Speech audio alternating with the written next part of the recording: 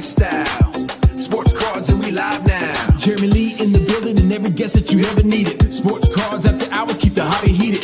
Updates, hobby talk like you never seen it. Sports cards live and none could ever beat it. Sports cards is a lifestyle. Sports cards and we live now.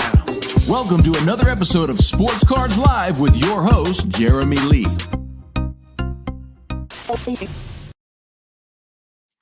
What is up, guys? Happy New Year.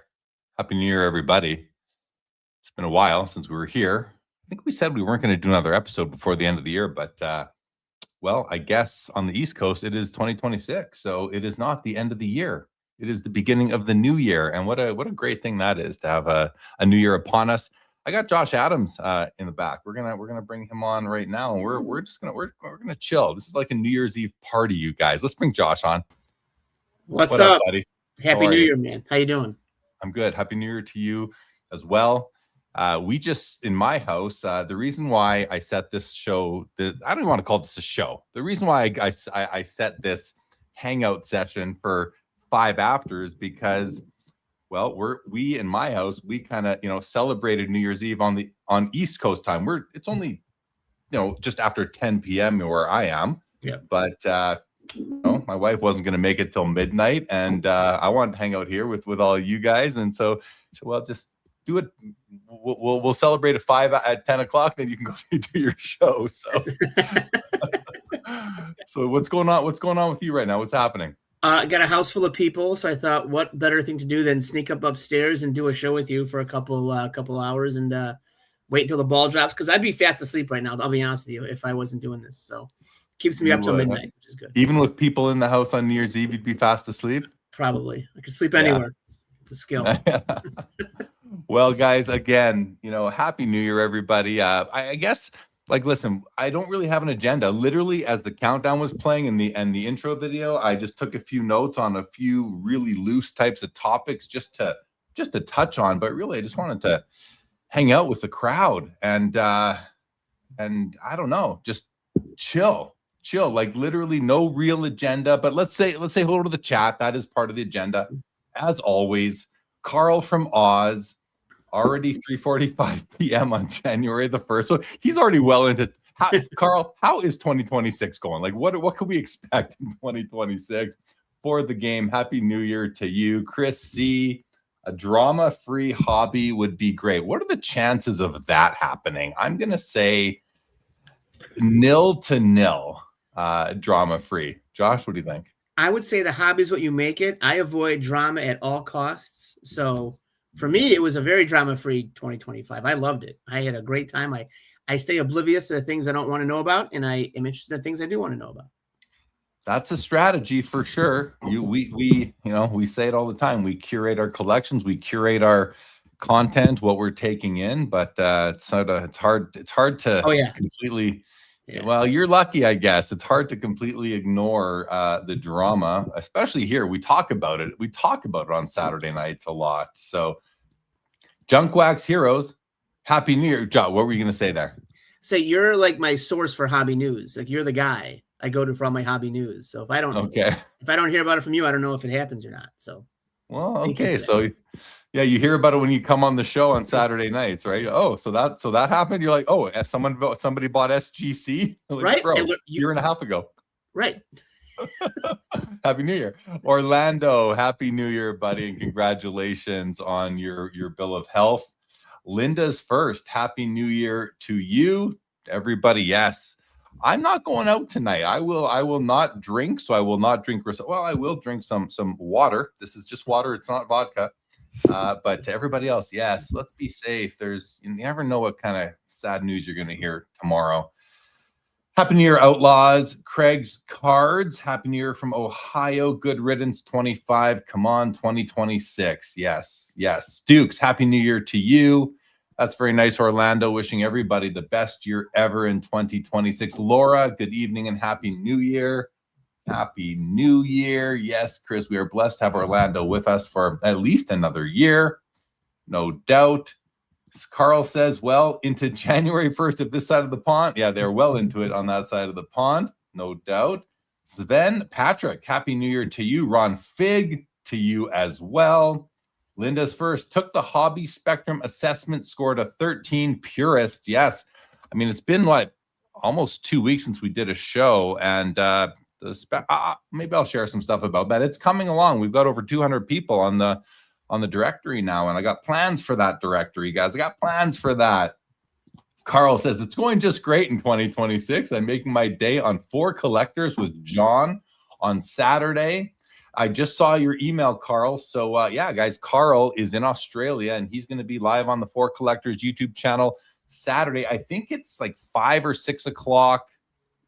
I forget what time you said, Carl, but it's before we do Sports Cards Live on Saturday. So there's a double feature, guys, 4 Collectors and Sports Cards Live. Luke, 5947. Happy New Year to you. Chris C is a 12 purist on the spectrum. Chris from Missouri, Happy New Year to you. Welcome, and I'm glad you're here. Courtside, Happy New Year. Pumped for 2026. It's interesting. I'm excited for 2026, but 2025 was a good year for me. And I don't mean to be like, I know it wasn't a good year for everybody. But I'm going to remember it fondly, and but I hope I remember 2026 even more fondly, and 27 even more than that as the years continue to go by. Jeff Will says, I had to give up alcohol, but my advisor told me it was a 5-step plan, and step 1 was watch Sports Cards Live. I don't know how to take that, Jeff, but if we can help you out in any way, I am super happy to be able to do that. Carl Taylor says 5. Do we have any 5s on the spectrum yet? I don't think we do. I'm going to check right. Oh, we do. Are you Yount fan, Carl? Is that you? Are you one Yount fan? I'm just checking to see, because I'm not sure. It's hard for me to tell who everybody is, but I think that might be the case. In any event, you're a 5, Carl. Well, there's only one 5, so that must be you. But Junk Wax Heroes came in at an 88 Tycoon. So Josh, you're on this. It's so funny to say. I'm leaning into it. You're on the spectrum, right? Sure am, and yours too. Just kidding. Yes, I am. And the hobby spectrum as well. Here, I'm just going to, I hope you don't mind. I'm just going to share the screen for a second. I've got it sorted by, so here's the so here we go. We have 1 5. So we have, as you can see, there's 208 people on it so far. We crossed 200 earlier today.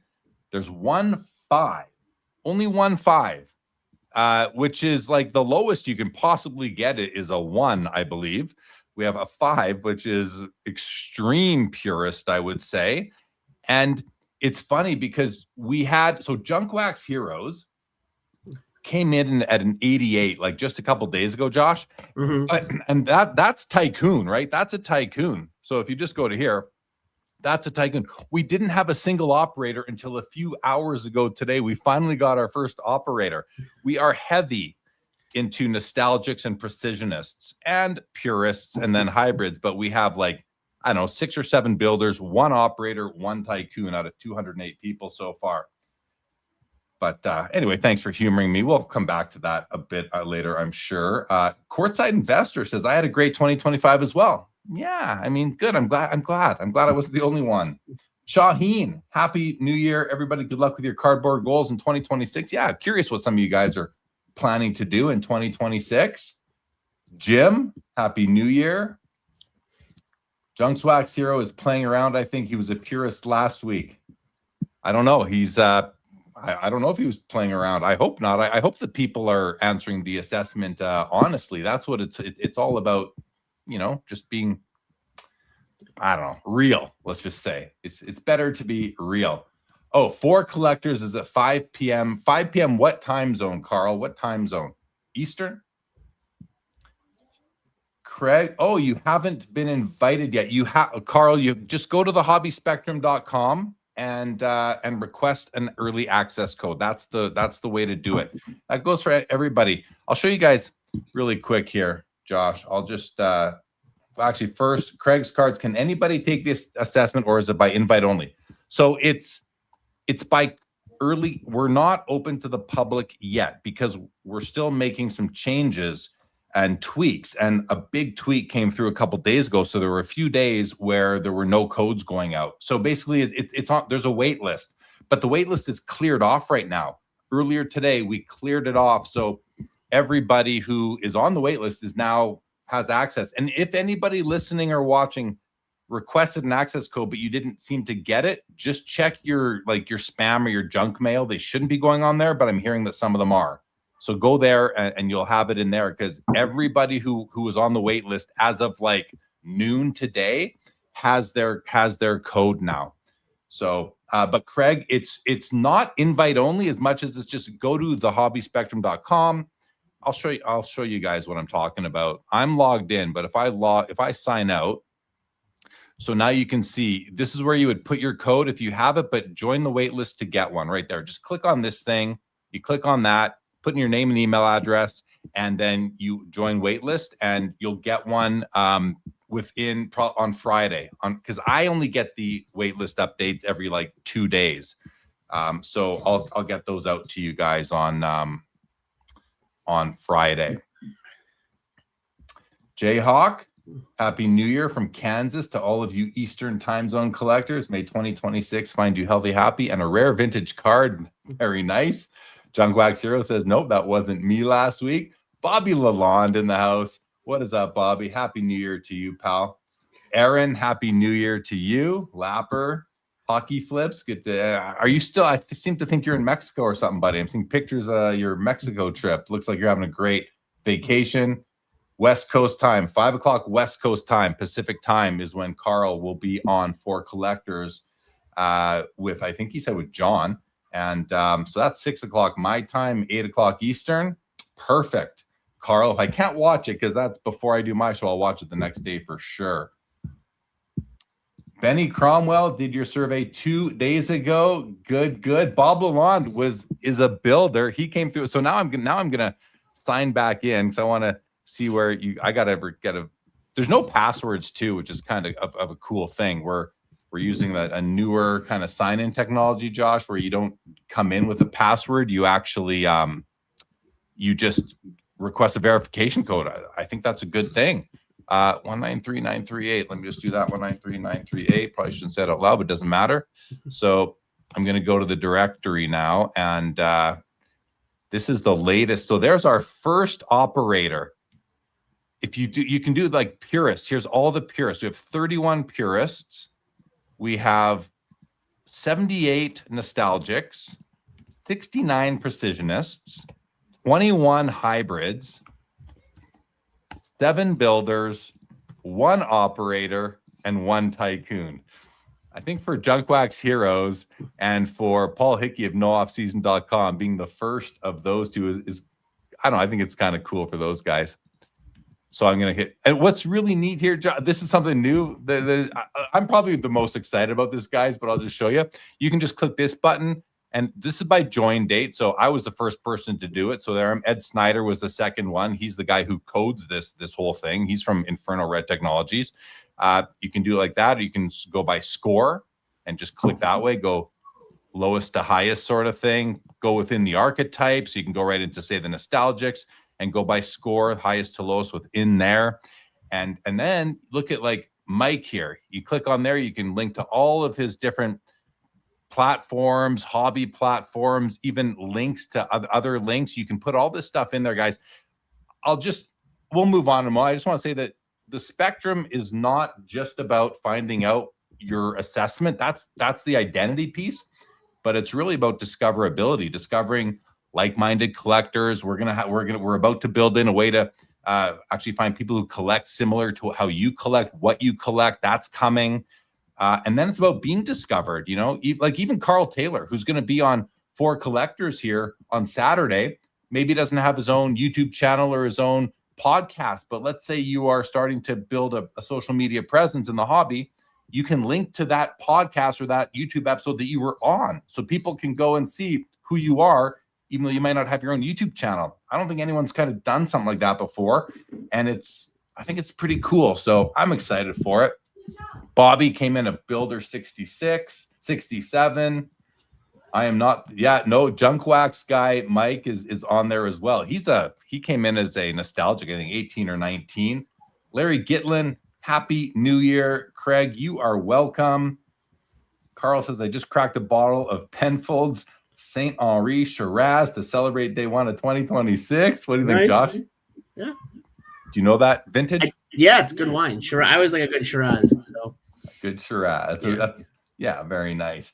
We got iconic Al in the house, guys. A great guy. I met Al at the YouTube events at the National few years in a row now. Al's on the spectrum. Al's got a YouTube channel. Check it out. Jim says, do I get bonus points if I have many OP cheese? Of course you do, Jim. Of course you do. Chrissy, I think Jim Croce is the operator. Him or Sade? Oh, Sade, yes. Smooth operator. Benny is a hybrid 55. Hybrid 55. Nick Chen, Happy New Year to you. Happy New Year to the East Coast. Yeah, good stuff. So, Josh, I mean, we look back on 2025 and yeah, it was an interesting year for the hobby. Interesting year. What were some of the highlights for you hobby-wise? That's a great question. So, hobby-wise for me, do you hear feedback there? Sorry, I don't know where that's from. All right. Anyway, hobby-wise for me, highlights were building the auction house. We had 4 really good auctions that we set records on a lot of cards and got a lot more followers. Personally, picked up 3 really great cards that I've been chasing for a long time and got that ice ball ticket that I'm still really jazzed up about. So I had a great time in the hobby in 2025. It was very exciting and very fun and met a lot of great people and had a lovely time. Nice. Yeah, good. And when you talk about the auction house, guys, he's talking about 90s auctions, 90sauctions.com. Josh is one of the co-founders of that. Oh, look at this. Okay, now we're understanding. There's 2 Junk Wax heroes, and there are. It's funny. Junk Wax hero Mike even said something like, "Oh, my brother is." He said, "Oh, my brother's an 88 and I'm an 18," something like that. Nick Chen, you'll be celebrating in 37 minutes. Turner came in as a precisionist 40. I'm a precisionist 38 myself, so that's it's neat to see when you're closest. Here's something else that's really cool that you can do on here. So I'm just going to go to the precisionist for a second, and they're in order. But if they actually, I'll do it. Let's do it like this instead. Let's just say we're looking at the default, which is all archetypes and by the most recent person who joined. So Phil Doherty just scored a 38, and that's my score. If I click on 38, you get all the 38. So you can right away see who scored the same as you. So me, Mookie Chilson, and these others are all the exact same. So, or you can just click on the word precisionist and it'll bring up, oh, I have to clear because we got to clear the 38. Now you get all the precisionists, and then you can sort them by the score and see or who came on, join date. So who the first one on, who the latest one on was, sort of thing. But again, there's more search features coming to this. And I mean, I just think that this, I don't know. It was really cool today. Somebody actually sent me a screenshot of this is so cool. Somebody sent me a screenshot of an email they received where someone on the spectrum emailed them and said, hey, saw that you were on the hobby spectrum. I'm also a hybrid. Emailed them or messaged them on LinkedIn. And then the person who received it sent me a message, hey, check this out. How cool is that? So this like discoverability and connectivity that I think this tool can really become useful for is happening, because you can see all the people's. Well, some people have no links. Mm-hmm. They don't have a social media presence. Some people have several. It's the whole gamut sort of thing. From like a couple, Teapot from Sports Card Investor, he's got a whole bunch here. JC Filthy's got several. You can see. So I've got a ton. Obviously, I've put in everything that I could. I want to be discovered. I want people who collect like I do or think like I do to become part of my group of friends, hobby friends sort of thing. So yeah, man, it's 2025 was, it started for me. I guess there were 3 big things that happened in my hobby world in 2025. First was the Joe Jackson maneuver. big consolidation. I mean, that was huge. Took a couple months of my attention, and then writing the book Pops and Comps, which was a spin-off actually of the Hobby Spectrum. The Hobby Spectrum started first, and then I had an idea for something to add to it, and it ended up being all about comps. I realized that's probably not a part of this, probably not a part of the Spectrum. So I wrote a book instead, and then the Hobby Spectrum kind of was in development, the background, and soft launch here in December. And so 3 kind of big milestones, or just I don't know what to call them, projects in a way that I got to work on. And it was really creative, like creatively a creative outpouring of a year for me. So, but we all have different starts, ends, and middles to these years. Hey, Josh? I mean, you're looking, as you listen to you say this now, you had a very productive year. I mean, you read a book. This website took a tremendous amount of effort, it looks like, and a tremendous amount of time. And I mean, and you do this show every week. You do more than one show every week. So, I mean, you definitely did a lot with the hobby this year. It's pretty impressive looking back at it, how much you actually, all the content you put out over the course of 365 days, plus the additional stuff. It is inspiring. Well, thanks, man. It was very rewarding. Very rewarding. And to see this website, like, for me, one of the things that I just think is really cool is, so you guys watching, and like, I know I've said it before, but just I can't help it. Like, I've talked about collectors, investors. We all fit somewhere on the collector investor spectrum. It was just a concept. And so now to see it come to life, like, that's super gratifying for me. And I mean, anyone who's ever had an idea and like executed on it, then see it come to fruition, like, there's almost nothing like it. It's just really, really cool. But it's also like, I'm nervous, I want people to like it. I want it to be useful. I want it to be something that people find adds value to their hobby. So, and same thing with the book. That should be published in the next few weeks, by the end of January. And that is another thing that I just hope is useful for people. And if it's not, well, I tried. I guess, I will have tried. So, yeah. Well, there is something very satisfying about seeing an idea that started in your head just as an idea, and then seeing it actually evolve and come to life, and see it take off, and see people either like it or use it or become something bigger than just an idea. And I think that's really cool. I mean, speaking of personal experience as well, I think it's great. Yeah. You did it with 90s auctions. You had the idea that the hobby could use a niche. The 90s niche could be served better by a real specific sort of auction house. And you and John have done that, and you guys are doing great work. That's why, I mean, we're friends otherwise. That just happened to be something that you brought on. And and it's really, it's super cool, man. Super cool. Let's see what else we got here. Nick Chen at 28 Nostalgic. Chris C, new plan for 2026. I'm doing a binder of all 80s Hall of Famers. That's cool. Linda's first, by the way, thanks for making this free, Jeremy. It really is a unique way to enjoy the hobby even more. I'm glad to hear that, Michael. I'm glad to hear that it is a unique way to enjoy the hobby even more. Absolutely. Junk Wax Heroes. Of course, I'm a tycoon. I spend New Year's Eve comping cards for upcoming shows. Hey, that's another thing about it, is like, I think it's something to, like, there's no better or worse. Listen, the hobby is divided in many ways, and there often is a collector versus investor sort of battle and tension. But as I said to someone earlier, to Paul Hickey, who came through as an operator, I said, there's room for, not only room, the operators and the tycoons and the builders are a part of this ecosystem. And as are flippers and repackers and breakers. I know we don't like to hear it, but they're part of the ecosystem. If any of these things go away, I'm not saying I know what's going to happen. I don't know what would happen, but it could do damage. It could do good. I don't know, but but none of us are big enough to get rid of any of these segments or these groups of people. So we just have to adapt and curate our own experience. And I think that when the spectrum really reaches like a critical mass, it'll be a way to really help you curate this, because you can find people and again, coming soon, I hope coming soon to it is going to be a way to I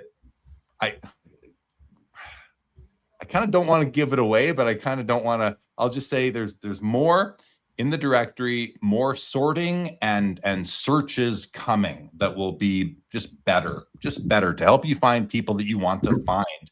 And we're not building a social media platform. It is not, there's no DMs, there's no posts, there's no doom scrolling. It's about using Instagram or Facebook or Twitter or LinkedIn or whatever better, just using them better. That's really what it's about. So Chris C, I'm doing a new binder next year, all Hall of Fame rookie cards from the 80s in both baseball and football.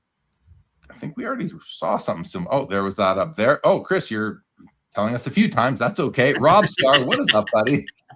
What is up, Rob Star? Good to see you, my friend. David Snyder, appreciate that, David, as regularly. So thank you so much, man. Says, what do you use to look for the key cards besides eBay? What do you use to look for the key cards besides eBay? Grail cards seem like they are impossible. Cannot find Ripken 89 whiteout PSA 10. But Josh? A, I might know someone that has one. But B, that kind of dovetails into my answer. It's all personal connections, going to shows, meeting people. Honestly, like my two biggest cards the past 2 years were from people that I just knew, friends that I had that were looking to move stuff, and it just happened that I'm like, hey, I'm interested. It happened twice in 2 years. It's from, the cards never saw the light of day. So it's all really just digging that in and making personal connections and hitting up shows. And not everyone can do that. So like Facebook groups help, and then social media really helps with finding cards. Yeah, I agree. The social media platforms help. You can put out a post on Instagram saying, hey, looking for this. If you know of one, let me know. Like, I see people doing that all the time, Dave, on Instagram. I don't know if you're on there or not, but if you're not, you might want to consider it. And if you don't, I get that too. Absolutely. I use ComC. I'm on ComC every day. I have like a set pattern, a method where I just go to the drop down, I choose hockey, and then I check off serially numbered cards, because that's kind of what I want to hone in on first and see if there's something there. And then I, add to my watch list or make offers or just buy them at times as well. And then Leighton Sheldon, who, as you guys know, comes on here regularly, him and his partner, they have a new site coming soon, auctionwire.ai, that is going to feed in from all the auction companies. So now I don't know, David Snyder, if you're going to find that 89 whiteout box on an auction house or not, but it's something to think about at least. So that's about but you're talking about grail cards too, or really hard to find junk wax era cards like one of the Billy Ripken errors. Yeah, I think just letting people know what you're after is a good strategy. A good strategy, probably. Dave Snyder goes to say, is BBCE the gold standard for boxes and packs that have not been fooled with? Josh, what do you, I mean, yeah? I think so. I mean, they've been around forever. They had that little dust up with the Pokemon thing a couple years ago. But, I mean, Steve's got, kind of the grip on the hobby in terms of, like, sealed wax. I have a lot of BBCE stuff that's, I consider that the gold standard. I started collecting unopened packs back in the early 2000s, and and by unopened wax packs, I mean mostly hockey. I do have some basketball and baseball. I don't think I have any football, but I was going to the National in the 2000s, and I would go to the BBCE booth, and I bought many of my packs there from sorry, what's his Steve. Thank you, from Steve Hart. Yeah. I bought most of my packs from Steve, or probably 3/4 of them, but they're not wrapped. They're graded by PSA. They were, but he's also the guy who grades them, or at least authenticates them, and then they grade them. So authenticates the tamperability or lack of tamperability. But I've never bought a BBCE wrapped product like you have, Josh. So, but Dave Snyder, My thoughts are that they are the gold standard for that, despite the G.I. Joe debacle that happened with the Pokemon. I mean, he stepped out of his comfort zone, Steve did with that. Yeah. But at the end of the day, I've got to say, like, none of these authenticators, whether they are unopened product, whether they are card authenticators, autograph authenticators, I don't think any of these guys are perfect. I know you're going to all laugh. Well, of course they're not, Jeremy. What do you Well, I know. So let me say, I also don't think that they're close to perfect. I think they're closer than I would be, or you would be, or anyone in the chat would be, but it's got to be tough to get these things right all the time. I mean, we know that they're not. So, and then we've got the CT scanning issues. That's a whole other layer on top of it. So, but I don't know what's really happening with that anymore. It seems to have not many. I see Ziggy talking about it on places. If I've watched a bit of content, I see he's brought it up. I was watching the Sports Card Professor yesterday, I think, Jason, who I'm going to be going on with next month. Yep, still next month, and at least where I am. And Ziggy was in there. Ziggy, I think, went on. Yeah, went on last night. And anyway, I think Ziggy's the only guy talking about the CT scanning thing. And thank God somebody is, because it's still likely an issue. Anyway, let's keep on going. I have a question about that. Yeah. So, like, I vaguely have some information on this. Are people are taking boxes and putting them through CAT scan? Like, what? Yeah. Like, so like a hospital lets you, like, this is a stupid question. Where you go to get these? Like at a MRI clinic? Or you go to the CT scanning store and you buy yourself a CT scanner. There's a business somewhere in the States, Josh, that people could send their they were providing the service. Send us your packs, send us your boxes, and we will scan them for you and let you see what. And they can see like every card pretty much. It's crazy. Because I was wondering like where you would actually go, like go to a hospital, like get the hell out of here. So that's that. I was just curious. It makes no sense to me, but that makes a lot more sense. Yeah, it is pretty nuts. Benny says, "Oh, Jeremy, you also changed up the Sports Cards Live format. That was a lot of orchestrating." Thank you, Benny. I will say that happened in 2024. We changed up the format in November of 2024. It happened very naturally. I didn't go into any Saturday night planning to. I think what happened was I had a guest scheduled. Maybe they canceled, and I came on, I think myself, and did like an episode, like just an Ask Me Anything episode.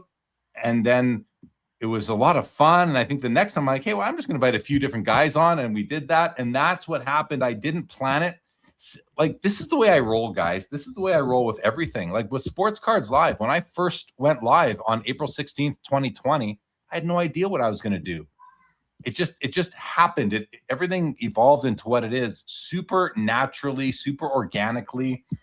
Here's an example. Like, I was listening to Mike Junkwax Hero yesterday, and I heard him say he referred to, he was talking about some of the live streamers, and he was talking about sponsors. And he said, live streaming is great for sponsors. I bet that's why Jeremy Lee does live streaming. And I'm like, no, Mike, I started live streaming well before I got any sponsors.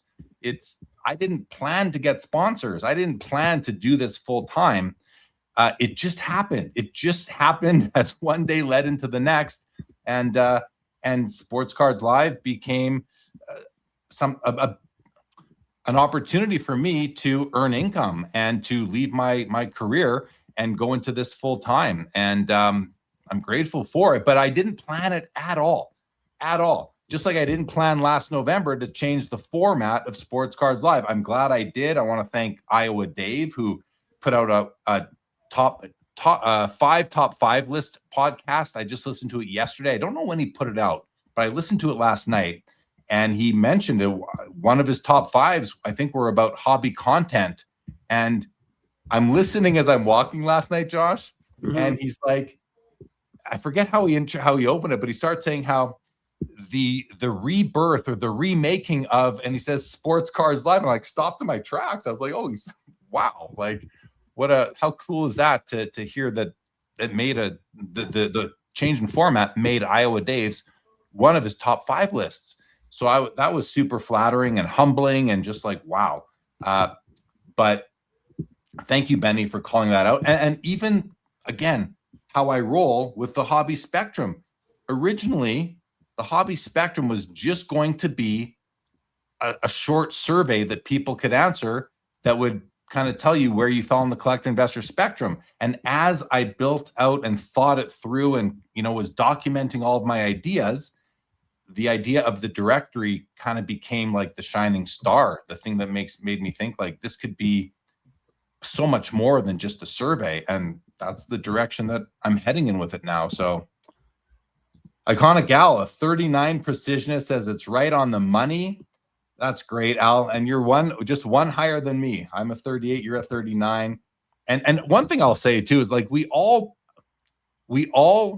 have the potential to dip our toes into more than one of the archetypes. It's not like we all are only one of each of these. Like there's part of me that is operator. I'm a precisionist, but it comes down to the purpose of the survey is to hone in on what is your core identity of these 7. It doesn't mean that you can't have some tendencies along the lines of being a purist, or like even if you're a purist, you might still once in a while buy a collection just to sell it. That would put you in operator or tycoon, but it might move you to the high end of purist or maybe even to the low end of nostalgic. So it's just about, it's not about putting people in buckets. I guess it kind of does seem that way, but I'm trying to make it obvious that it's not about us versus them. It's about understanding yourself a little bit better, putting a language behind it, and finding people who are similar. Makes sense to you, Josh? It does, because a lot of those answers, it could really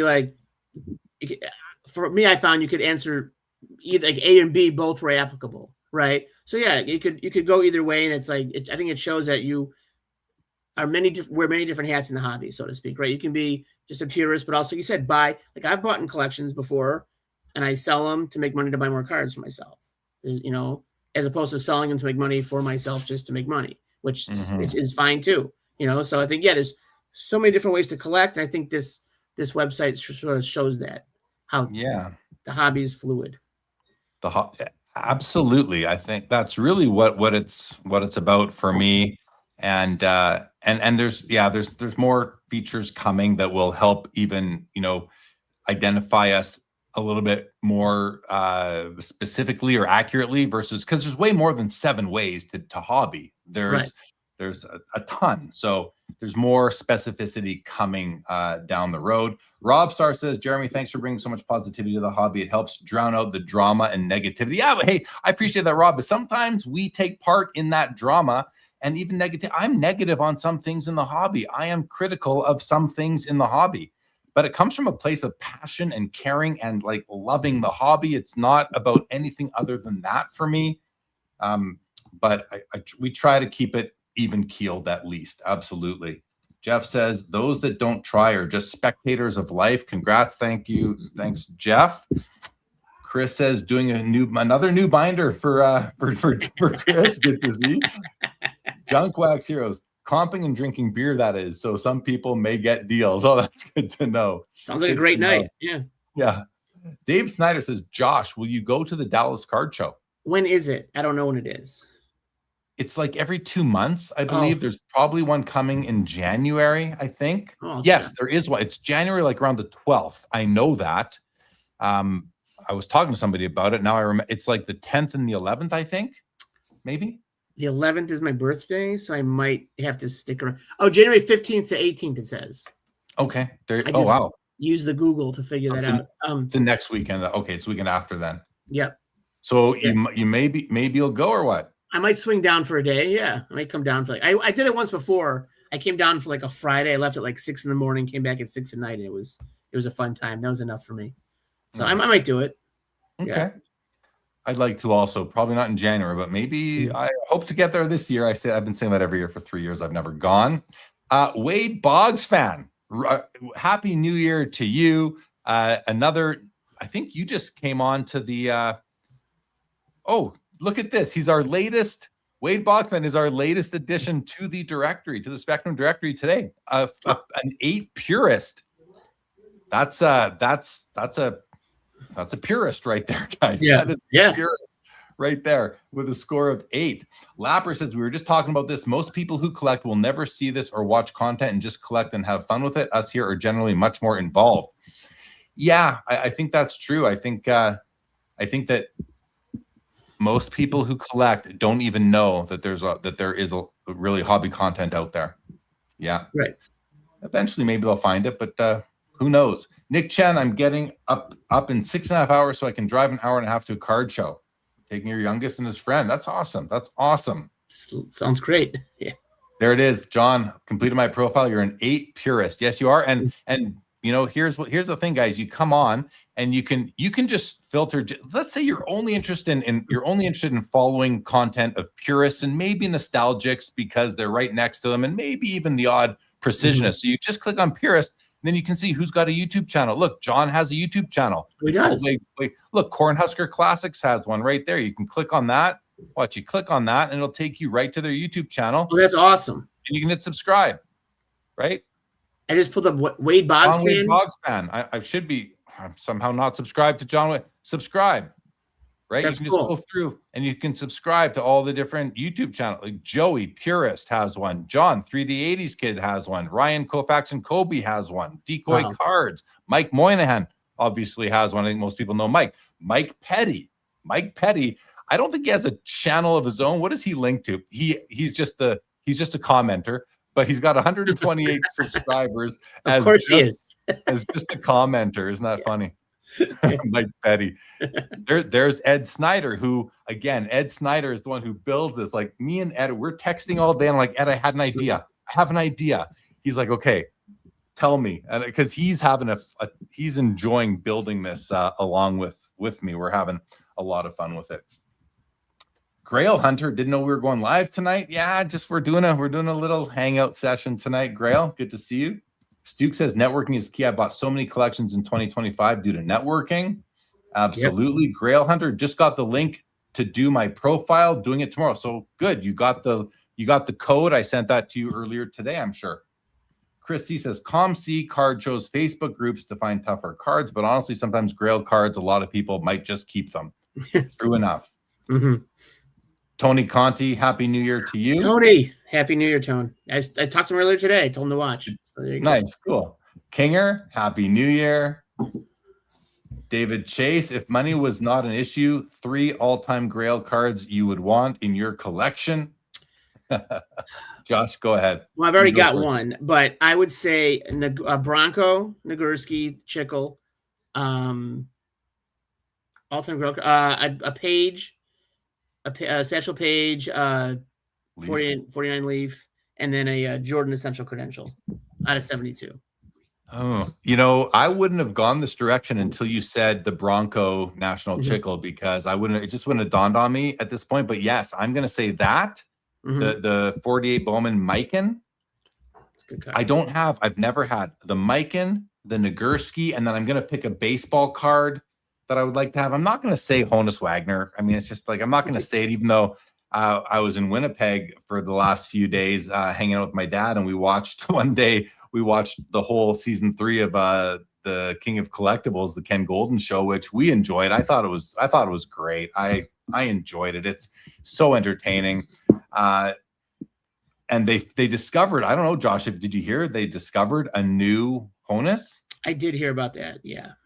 And they showed the family. It's a nice family. I mean, this is the single family owned card. It's an amazing card.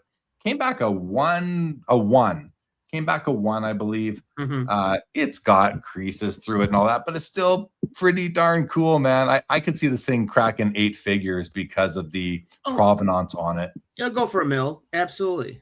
Sorry, did I say $1 million is 7 figures? I said 8 figures. 8 figures? 8 figures. That's really? what I well, they're estimating, I think, 6 to 8 million, which the estimate means nothing. Right. If Ken says it, it's probably half of whatever it says. Well, so speaking of that, it's interesting because there was a part of the season that I just watched a couple days ago where when they went on that trip to Japan, or to wherever they were, I think it was Japan, and maybe it was Hong Kong, I'm not sure, but anyway, they took in on consignment there a logo man. Was it a LeBron logo man? I think it was.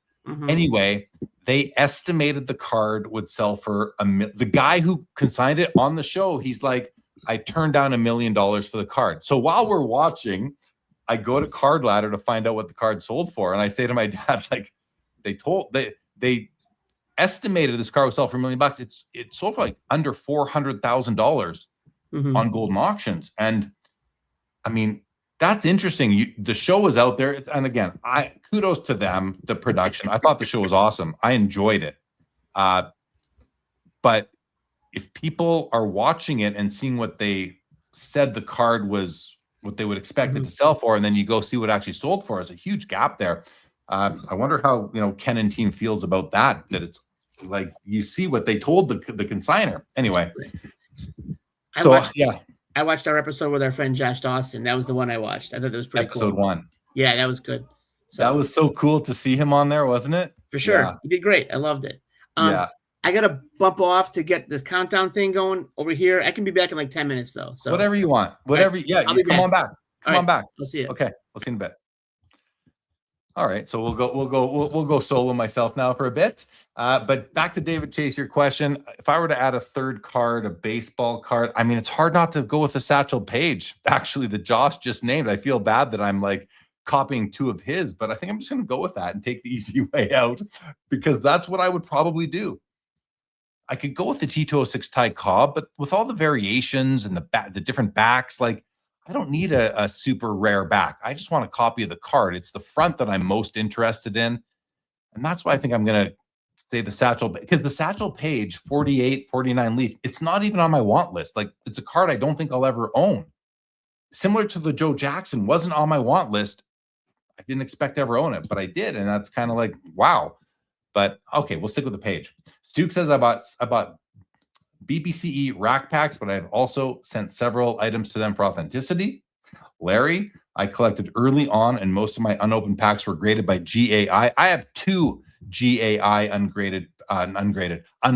just unopened packs in my collection as well, Larry, and I love them, and I don't plan to cross them over or anything like that. Do I still have 2?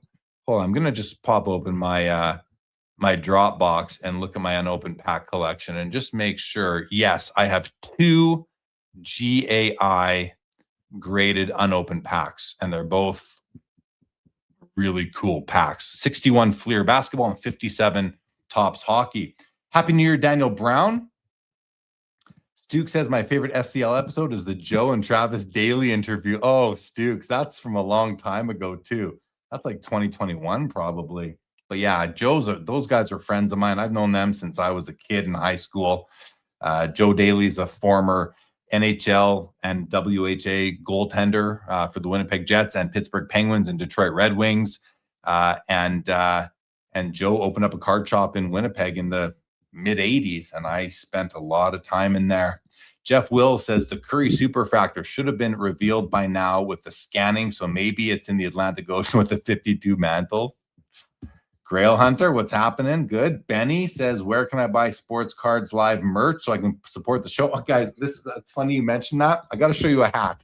So you guys have probably seen Dave Marone in the chat over the last little bit.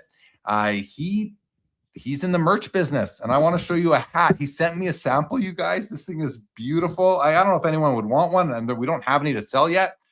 We have one here, but I'm going to show it to you because I think it's super nice. Look at this, you guys. Look at that. Look at the job that he did with that logo on there. Like, just there we go. Cover up the bald head. Anyway, I thought he did a killer job on that.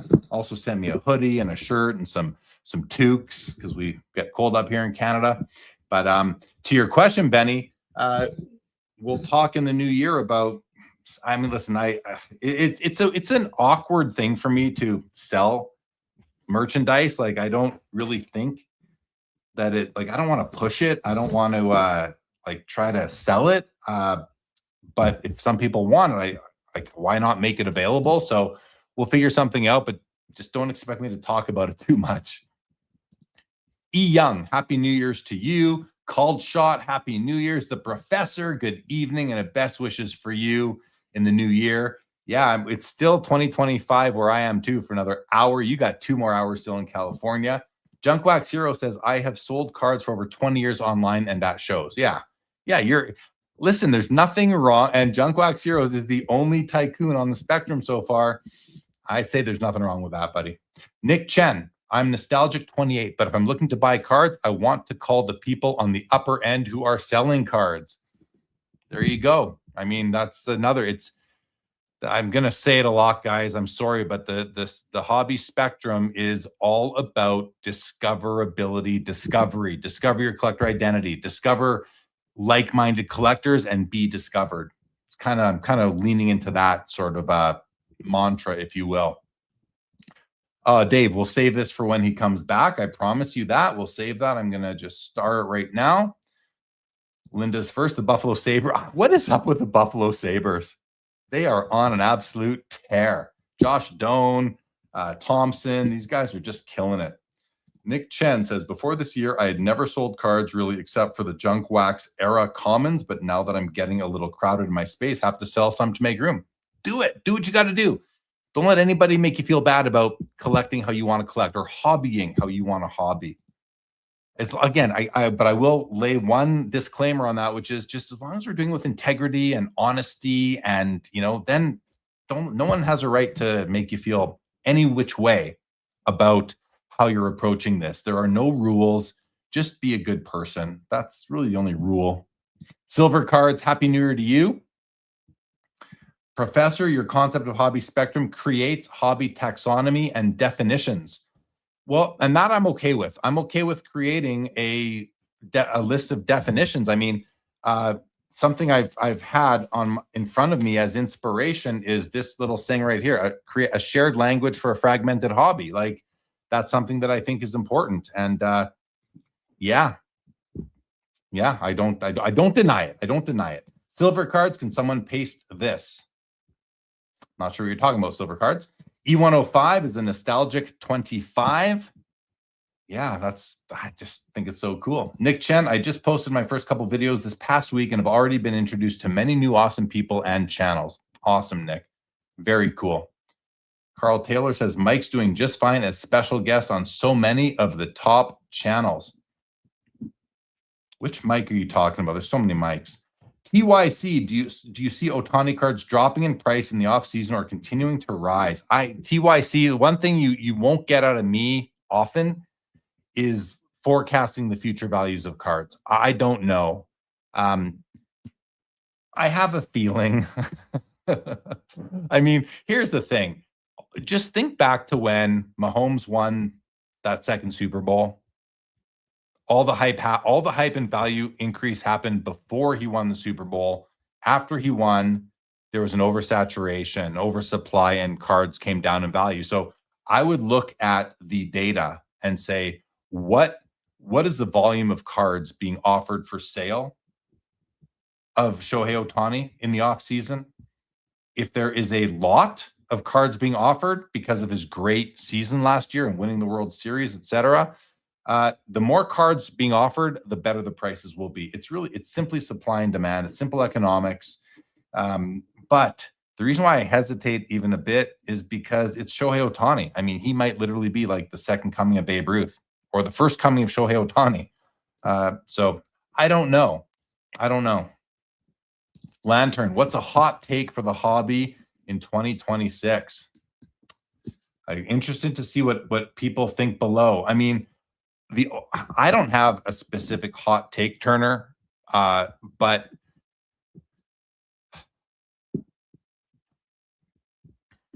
like no one. Well, I won't say no one. I wouldn't have guessed that PSA's parent company was going to buy Beckett. I wouldn't have guessed it. But if someone said it to me, hey, do you think this could happen?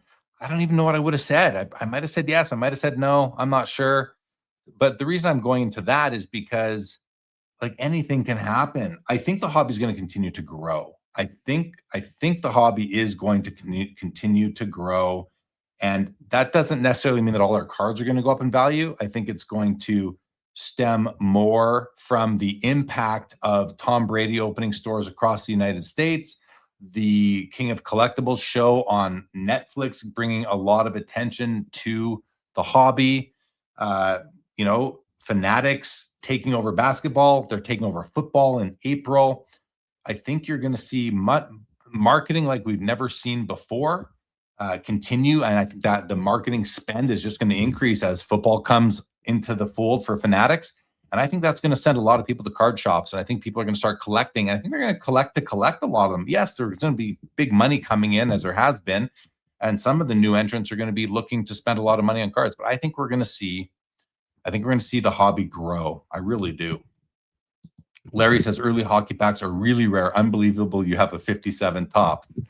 I do, Larry. I do have a 57 Topps, and I am super happy about it.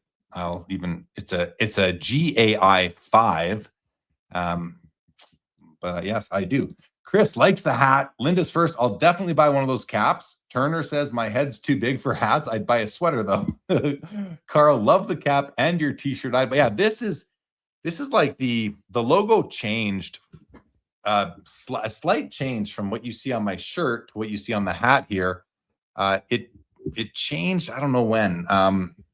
Some point, maybe about a year ago, or yeah, I think about a year ago, the logo changed slightly, and so I don't have any shirts with the new logo. These were made years ago, or every so often I get an email from like Vistaprint or one of these guys. It's like, hey, make a shirt for $15. Oh, okay, I'll take a shirt. I'll put the logo on. I'll get myself a t-shirt for $15.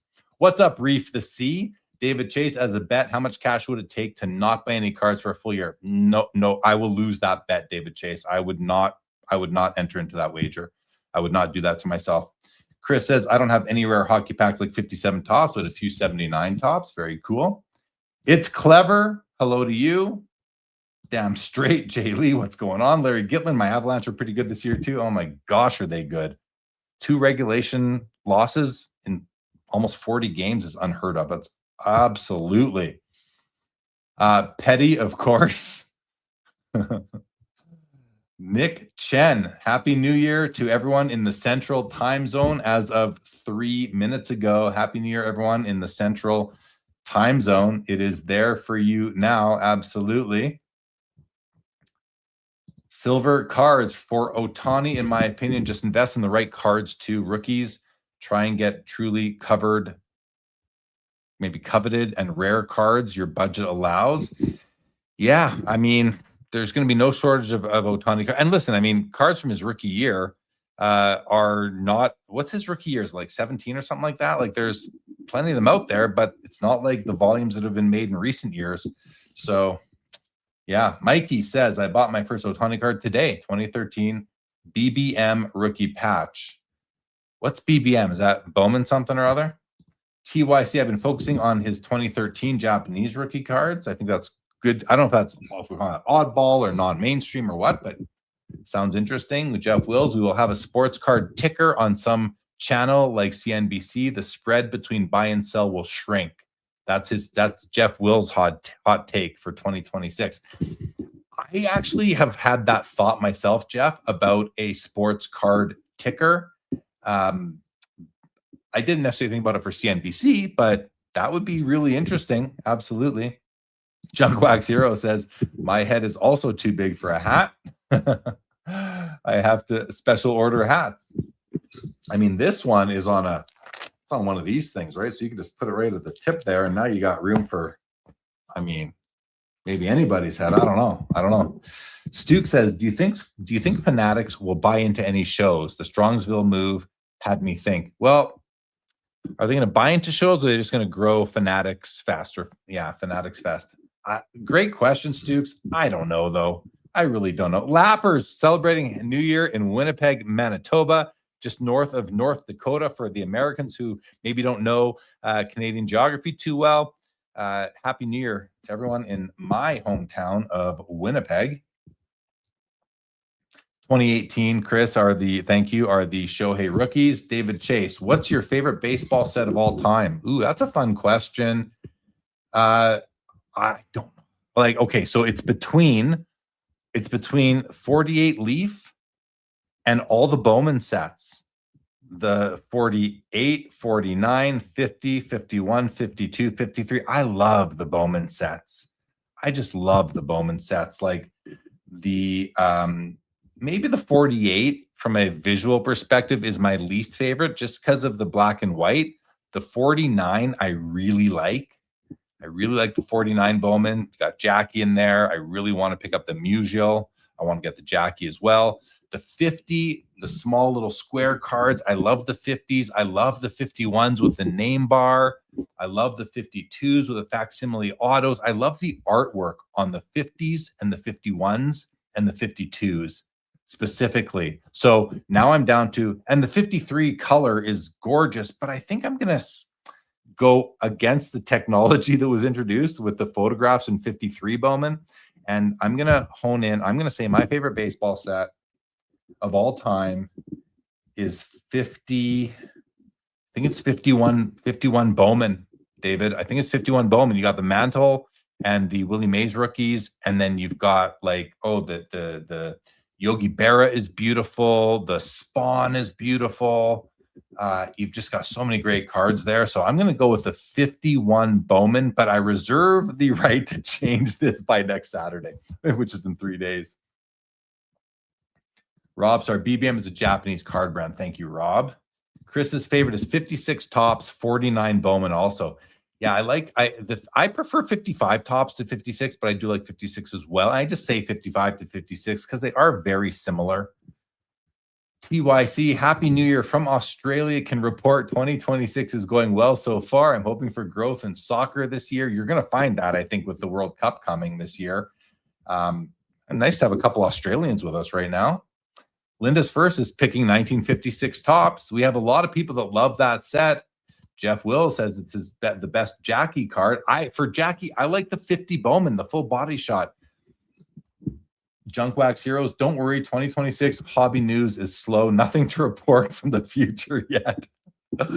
That's the other hot take I have is that, and I think I was kind of getting to this earlier, there will be no shortage of headlines and things to talk about. I think there will be further consolidation in the hobby space.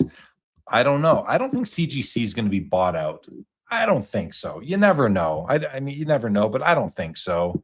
I think they are a healthy standalone company. I think the hobby needs them. I mean, they are, well, there's two ways to look at it, right? One way is we need them so that the collector's umbrella of PSA, Beckett, and SGC cannot technically and maybe even effectively be a true monopoly, because CGC kind of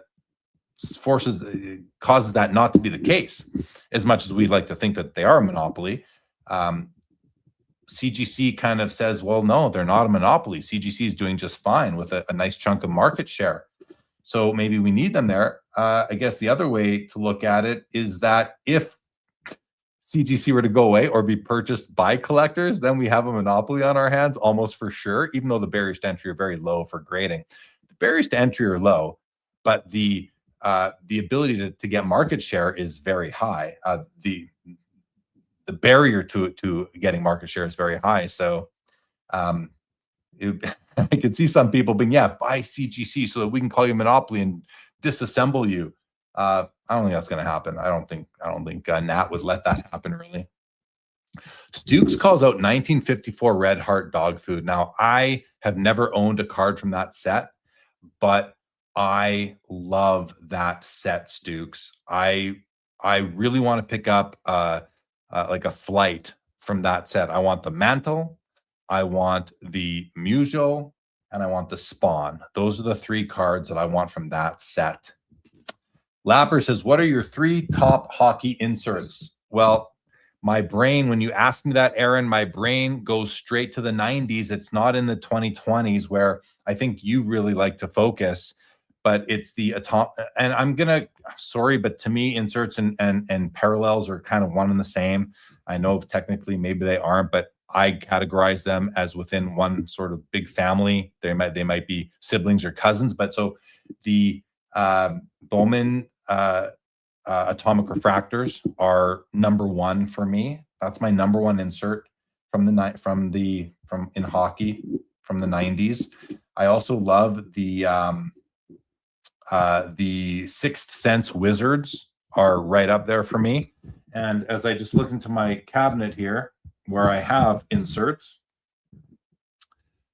and I don't have I do have two atomic refractors in there. I don't have my wizards in there. I love rubies.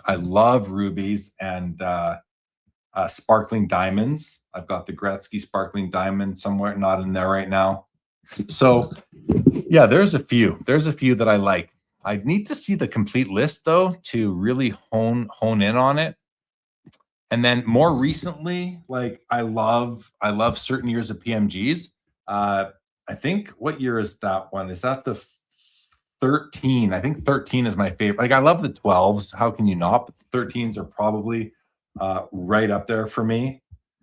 And I really like the in O-Pee-Chee, they put out an insert. It's the O-Pee-Chee Premier insert in O-Pee-Chee. And then there's the Rainbow Parallels. They're out of like 75. I love those as well. Foul ball, what is happening? Happy New Year to you on the West Coast. Professor, recall CGC is owned by private equity giant Blackstone Group Inc. So well backed. Chris C, Fanatics is more of a monopoly than Collectors is. They have no incentive to be innovative, although they've been very innovative, I would say. Maybe not very, but they've been innovative more than I've seen elsewhere. And I don't think that they're a company. I mean, I don't think Michael Rubin, listen, I don't know the guy. And I don't know his history perfectly, but from what I've seen, what I've heard, I don't think he's somebody who just rests on his laurels. I think he's trying to up the game. We'll see how far, how much he can accomplish, but with his connections and influence in sport, if anyone's going to be able to do things, it's him. I mean, they're doing it with these debut patches. I know it's just one thing, and it's super high-end, $1 million cards, not really open to everybody, but it's very innovative. I mean, I think it's super cool. Carl Taylor, talking to the fellow Australians. Silver Card says $90 for a mega is not. I don't even know what a mega is, to be honest. Like, I don't open wax at all. I don't open modern wax. I don't open any wax, really. So I don't even know what a mega is. I don't know if it's okay or not. But here's the thing. You say it's not okay, but it's selling.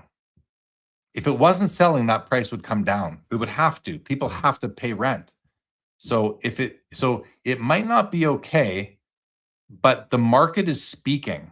And this is not me defending anything. This is just reality. This is just being pragmatic. This is just being said. We live in a capitalistic society where it's all about money and profits, and it's all about selling the lifestyle and selling the everything that the status and the flexing. It's not okay. But stop buying it then. Like, the only way it's going to fix is if people stop buying it. And I don't think that's happening. So what are they supposed to do? Leave money on the table? Like, no business really does that. They charge what they can get. Like, sometimes we forget that these companies are not in business to give you free stuff or give you stuff as cheap or to make the smallest margin they can to keep the public happy. They're in business to make money. And if the public's paying it, they're going to charge it. Like, that's just life. That's just the way things go. Especially in luxury goods.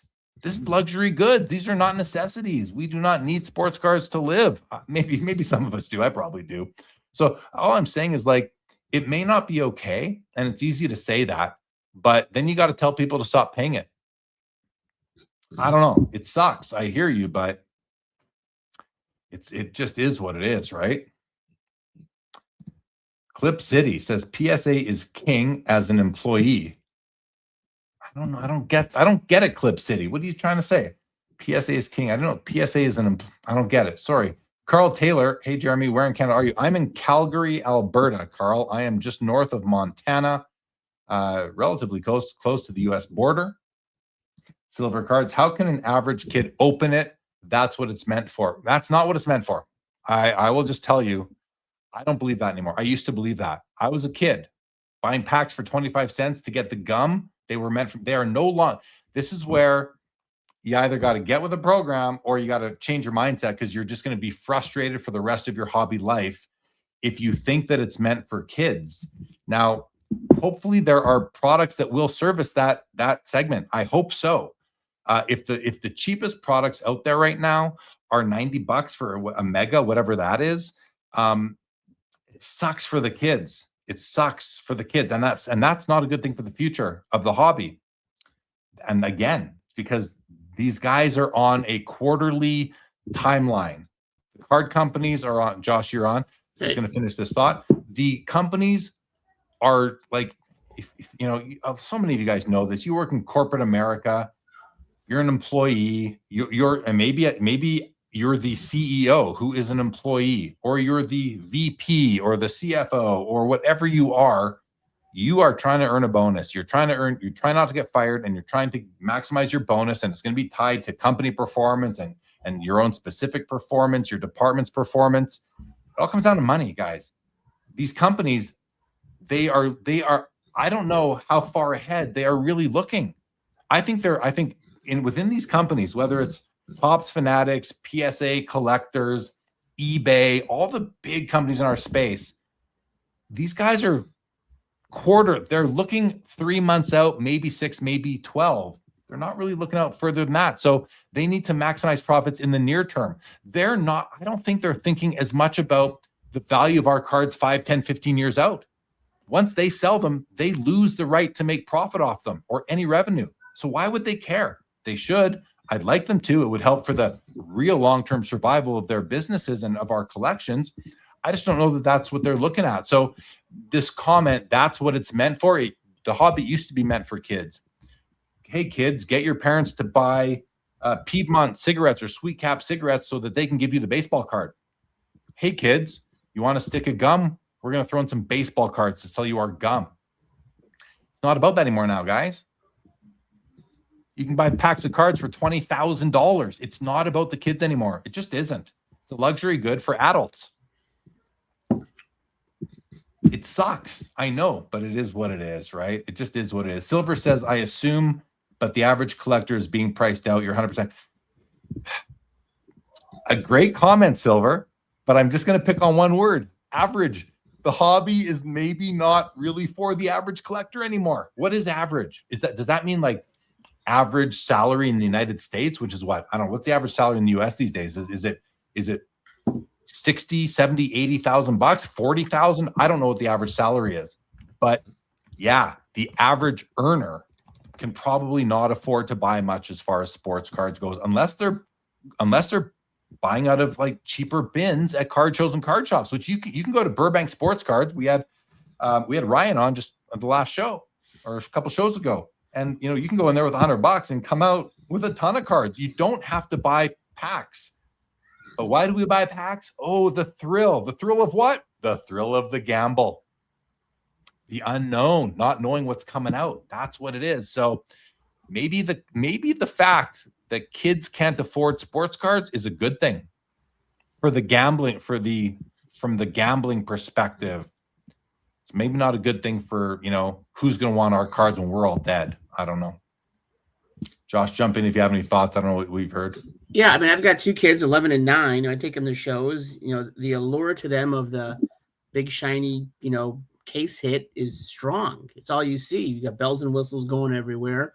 Luckily, my kids love soccer, so they're just focused on individual players. So I kind of got lucky in that area. But, I mean, they like football too, so, they do collect football. And so it's it's easy to get drawn into this whole idea of getting a big hit and a big card, and it's just like we don't buy boxes anymore. We buy individual cards. They like to collect players they like, and the boxes are. Personally, it's a tremendous waste of money because you're really just looking for that one big hit. Just buy the cards you like, buy the players you like. Yeah. Well, I said earlier I don't break wax. I like. Me neither. I could look. I do track it. I do have a line on my personal P&L, my personal income statement called breaking. And because it's like, to me, it's a complete expense. There's no long-term benefit of it. And so I could look and see what I spent on breaking in 2025. I'm going to go look right now. I have my spreadsheet open and my breaking expense was $15 in 2025. 2024, my breaking expense was Oh, $675. Wow. I What don't were know you why. breaking?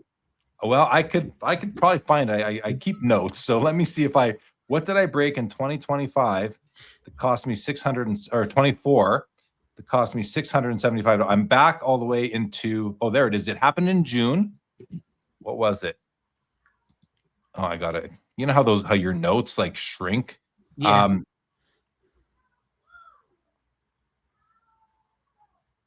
Oh, you know what? Okay, this is funny. I didn't even break anything. I coded something to breakage because I look at my note. I bought a PSA 1 Gretzky O-Pee-Chee rookie from this guy on a platform, and he scammed me out of $675. I never got the card. He totally scammed me. Yeah. I talked about it on my channel back in 2024. I talked about this, and it happened in June. So you can go back to 2024, probably June some point. I talked about it. I don't know what episode, but Wow. but I coded it to breaking because I just don't have a line item for I don't have a getting scammed line item on my P&L. I don't have an account called I got scammed. So I put it into breakage, which is to me the closest thing to getting scammed Money out the door. on my P&L. Oh, it's terrible. So I broke nothing in 2024. 2023, let's see what we got in 2023. Breakage, I call it $288 in 2023. 2022, I mean, I'm an accountant by trade, guys, so I track all this stuff. 2022, zero in 2022. How about 2021? I've never really reviewed this to see what I spend on breaking, but you're learning it as I am, guys. 2021.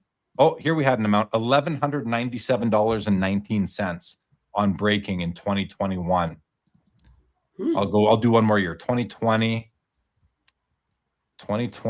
my breaking was $430.08.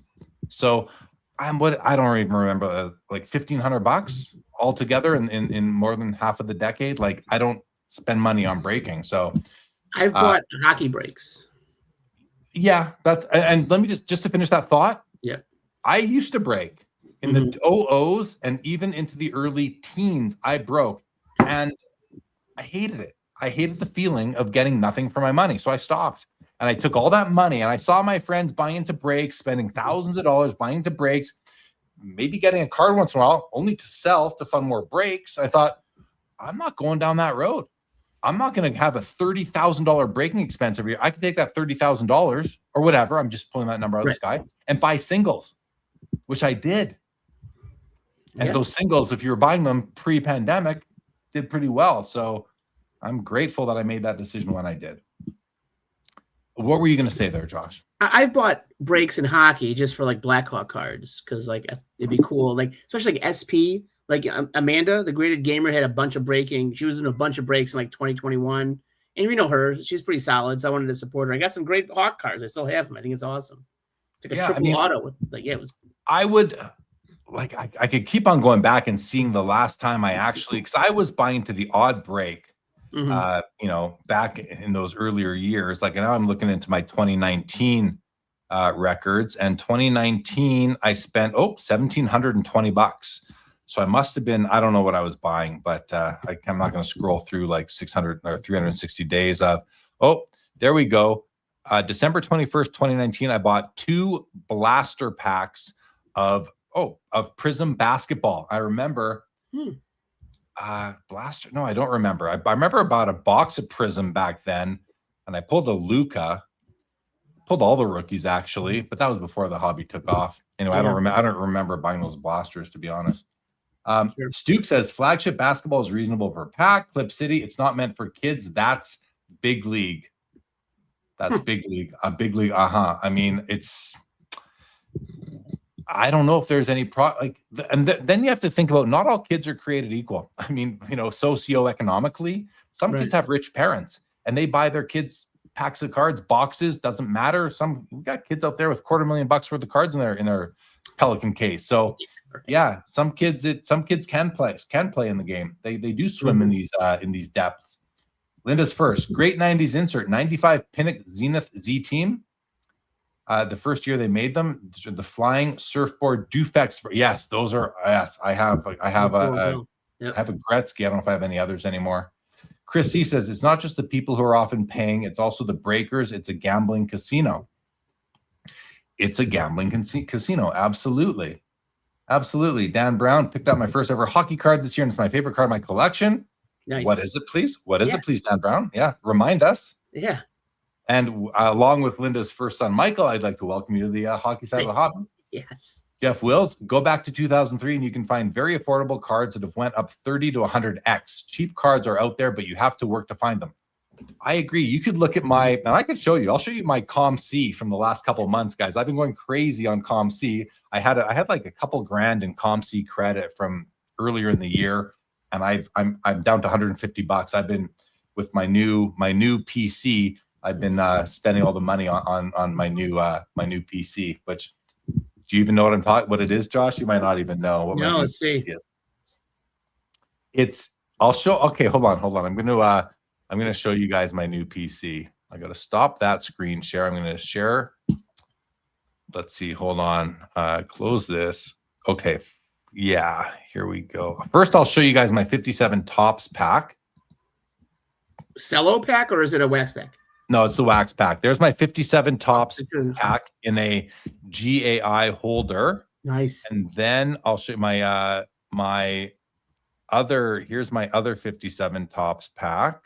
How do I do this? It doesn't make it easy. Okay, never mind. I'm not going to show you that right now. Instead, I'm going to show you my new PC, which lives in my folder, which is called, I have a folder under my PC called Inserts - Autos and Mem. And within that folder, I have several subfolders. My newest subfolder is called, not what I want to do, is called Pacific Patches, Josh. That's what it is. It's Pacific Patches. So I'll just show you guys the folder. I'm loving it right now. I mean, I hope I continue to love it, but you know, tastes do change. But here it is. So here we go. And this is some of these I don't have in hand yet, and I haven't really, cropped these images, but it's by year. So 2000 Crown Royal, these are 2000 Paramount stick pieces, 2000 Private Stock, 2000 Private Stock Titanium, these three. Here we have Private Stock. Oh, these are maybe mislabeled. I think those are 03s. I got to maybe rename those. 2000 Revolutions, 2001 Atomics. I love these. Like some of these, these are on ComC. I don't have them yet. Prism Gold McDonald's from 01. I've got a few. These private stock 2001 private stocks, 2001 private stock titaniums, Vanguard, Atomic, Crown Royal, private stock reserve, private stock titaniums, Crown Royals, Prisms, private stock reserves, private stock titaniums. So there's 83 cards in this PC, and literally, so what happened was I bought a collection in the summertime, and I've sold a lot of it, but I kept a bunch back for myself because I started to really love them. And then I've bought a bunch more on ComC and eBay, and a couple at the expo as well. I picked up. It's awesome. And, they're cheap. Awesome. So you talk about can't afford. Like, I think the most I've spent on one of these cards is maybe $80 for like the McDonald's Dominic Hasek. Like, yeah, it's great. That's it. Like and I'm overpaying. I'm even buying some on ComC, and I'm paying like 35 ComC dollars for some of these. You could probably find them in a dollar bin at the expo for $10.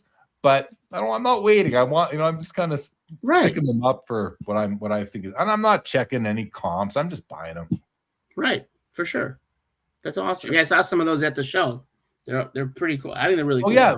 I had a bunch of these were in my showcase at Expo, and then I got home. I'm like, you know what? I'm taking these out of my trader. I was getting high on my own supply. I was like taking them out of my from my trader box into my PC box, and now I have a new box called Pacific Patches, and there's like it's almost got one row is not quite full, but it's getting there. And plus a lot of these are sitting in my ComC account. I'm just waiting to ship a whole bunch out at once. Okay. Jeff Wills, go back to, we talked about that already. Did we do that one? Yes, we did that one. JB, Chrome is $50 for a blaster, 28 cards, basically $2 a card with tax. I laughed when I saw it at Target. Laugh and walk away. You don't have to buy them. Exactly. Right. Carl says exactly. It is business. If I'm not happy with the price of a discretionary item, I do not buy it. Exactly. And he says, I don't buy it. Exactly. No one is twisting your arm. And we had that episode a couple months ago. I can't remember the guy's name. He was a great guy. He came on and his whole thing was, the whole episode was about being priced out of the hobby. And I get I get the pain of it, but like I've been saying for years, Josh, I can't buy a Ferrari, guys. Right. I can't buy a Ferrari. I can't live in the most expensive neighborhood in town. I'm priced out, but I'm not going on to live streams and complaining about it. I bought a house that I can afford, and I drive a car that I want. My car is probably worth $8,000, so it's not like I do think I need to get a new car this year because we want to get a 7-seater for the family, and like I said, my car is old and it's not looking so good. But the reason why I've it's a 2013.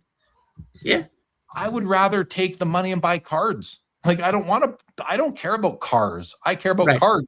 Yeah. But at some point you need a car, especially with a family. So I'll get a new one eventually. Jahan says, all types of ways to start from zero, prospect kind of. The price of rookies who have done nothing is stupid. Oh, absolutely. I agree. And I love Wemby. He doesn't hold the value on him now at all.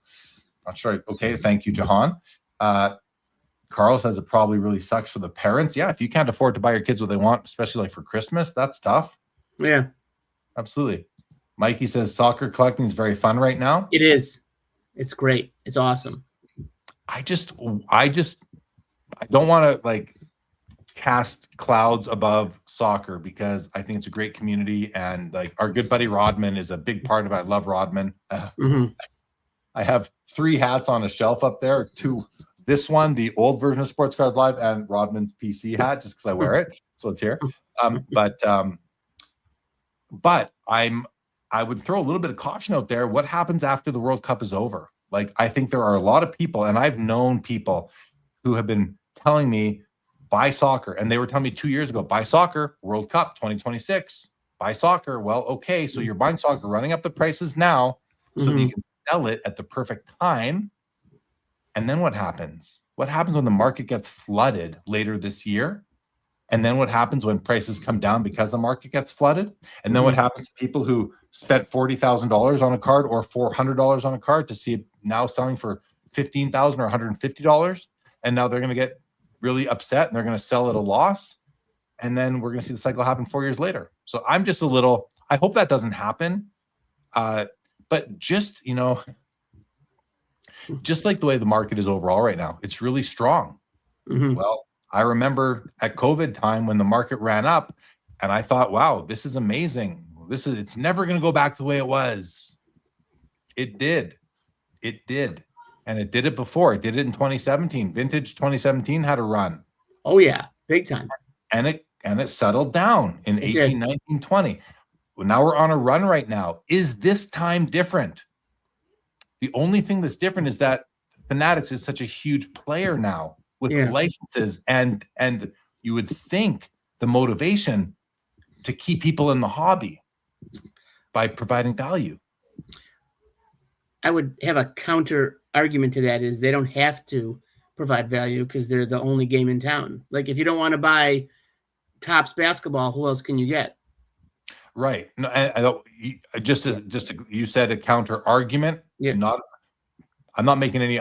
Yeah. Gotcha. I just want to be really, not to you, Josh, but just really clear that I don't know what's going to happen. I'm not making any arguments. I'm just talking about possibilities here. Gotcha. And I'm asking the question, is this time going to be different? And my heart says, of course it's going to be different. The hobby's stronger than it's ever been. But my head says, Jeremy, you didn't learn last time. This time you got to learn. It's time to learn. It's time to listen, trust your instinct. No. And so soccer, World Cup, we're going to have the in-between years.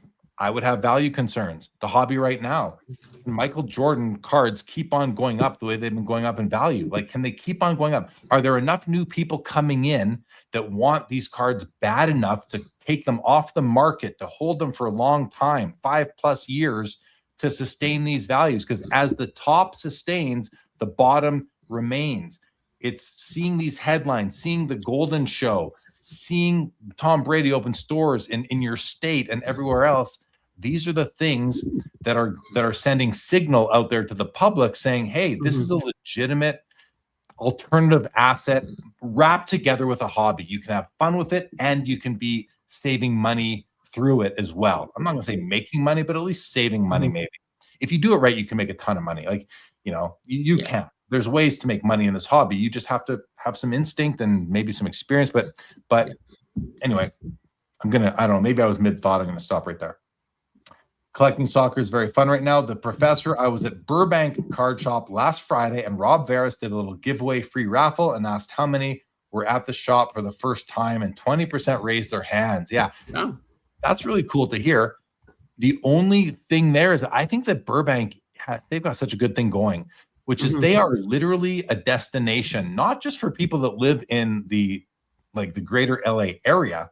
They are a destination for collectors around the world. I think there are people that probably go to Los Angeles, and build their trip around visiting Burbank. It's like, really? Well, Josh, I mean, there must be some people that are like, I want to go to, just like I want to go to the Dallas show one time. I'll build a Dallas trip around the Dallas show. I'm sure people are building a trip to LA around going to Burbank, sports card fanatics. So they have a good thing going, that those 20%. I wonder now, I would like to see a second poll. How many of you are from out of town? That's what I would like to know. Of those 20%, how many were from out of town? Carl says, get into the real world, guys. It is what it is. Carl's, I think, in his 70s. So he's lived life. He's seen things, right? He has experience. Chris says, when you could get baseball mega boxes in 2018 for $15, those were the days of affordable wax, but people keep paying the ridiculous increased costs. So of course, fanatics will continue to charge more. Yeah, guys, that's the way the world works. Chris says, sorry, Jeremy, that's awful. Don't apologize to me, Chris. I am unaffected by it. Like, I'm literally unaffected. It benefits me because I don't buy that stuff. It benefits me because people are spending their money on those things. It means they're not spending on what I want to buy, which doesn't drive up the cost as much on what I want to buy. Now I want to buy cards a lot of people want to buy too. But please don't apologize to me, Chris. Like, it doesn't apologize to the kids. Like, it's them. It's them that we need to it's the whole hobby. It's everybody in the hobby that should apologize, because unless you speak with your wallet, you don't really have a say. You're just feeding the machine. You can complain all you want about PSA, but if you're sending cards to them or even buying cards in their slabs, what right do you have to complain? You are feeding. You don't believe enough in what you're saying to stop spending your money on it. I don't know. That's a strong take, I know, and I'm probably missing the mark a bit there. But if you kind of know me, you kind of can probably read into what I'm saying and glean out what I mean there if I didn't articulate it perfectly. But yeah, it's awful for the kids that can't afford it. I agree, Chris. I agree. But what can you do? Find something you can afford. Go to Burbank Sports Cards, go to a card show, and pick cards you actually want, players you actually want. Find a different way to collect. You don't have to open packs. You just don't. Michael Rader says, I can honestly say this hobby is gambling now. Okay, I'm not even going to read the rest of the comment yet. I just have to say a part of the hobby is gambling now. This hobby is not all gambling. It just isn't. It's not. All you have to do is look at the hobby spectrum. We have evidence now. We have evidence that like 90% of the people who have responded to that survey and discovered their hobby identity are towards the collector side of things versus the investor. They're not gambling. They're buying cards that they want to buy. That's not gambling. I would actually say most of the hobby is not gambling. Most of the hobby isn't. Collectors who are in it to collect and don't care as much about the financial aspect of it they're not gambling. Maybe they gamble a little bit. You can see myself in the last 6 years, I've spent $3,000 on breaking in 6 years. I can live with that. I can live, and 600 was I got scammed, so it's actually less than that. I think. So, you know, but yeah, okay. So on to the rest of the comment, Mike, but I think what Michael is saying here really is that modern wax and the way it's opened is down, and that I agree with. So, Michael, I just wanted to just kind of clarify that first sentence. But as you continue, breaks, packs, boxes are overpriced because there's a large portion of this country who are easily manipulated and addicted. Yeah, bang on, bingo, 100% agree with all of that there. So I just picked on that first sentence because, you know, that was your setting up the context for the rest of the post, of the comment here, Michael. But I just wanted to like clarify how I see it.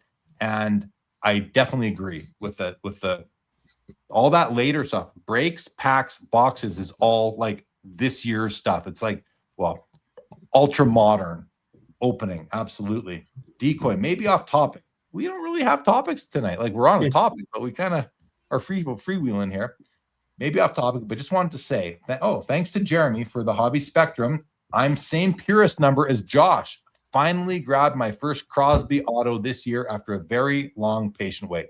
That's nice, Decoy. Which auto? What's the card? Which card did you grab?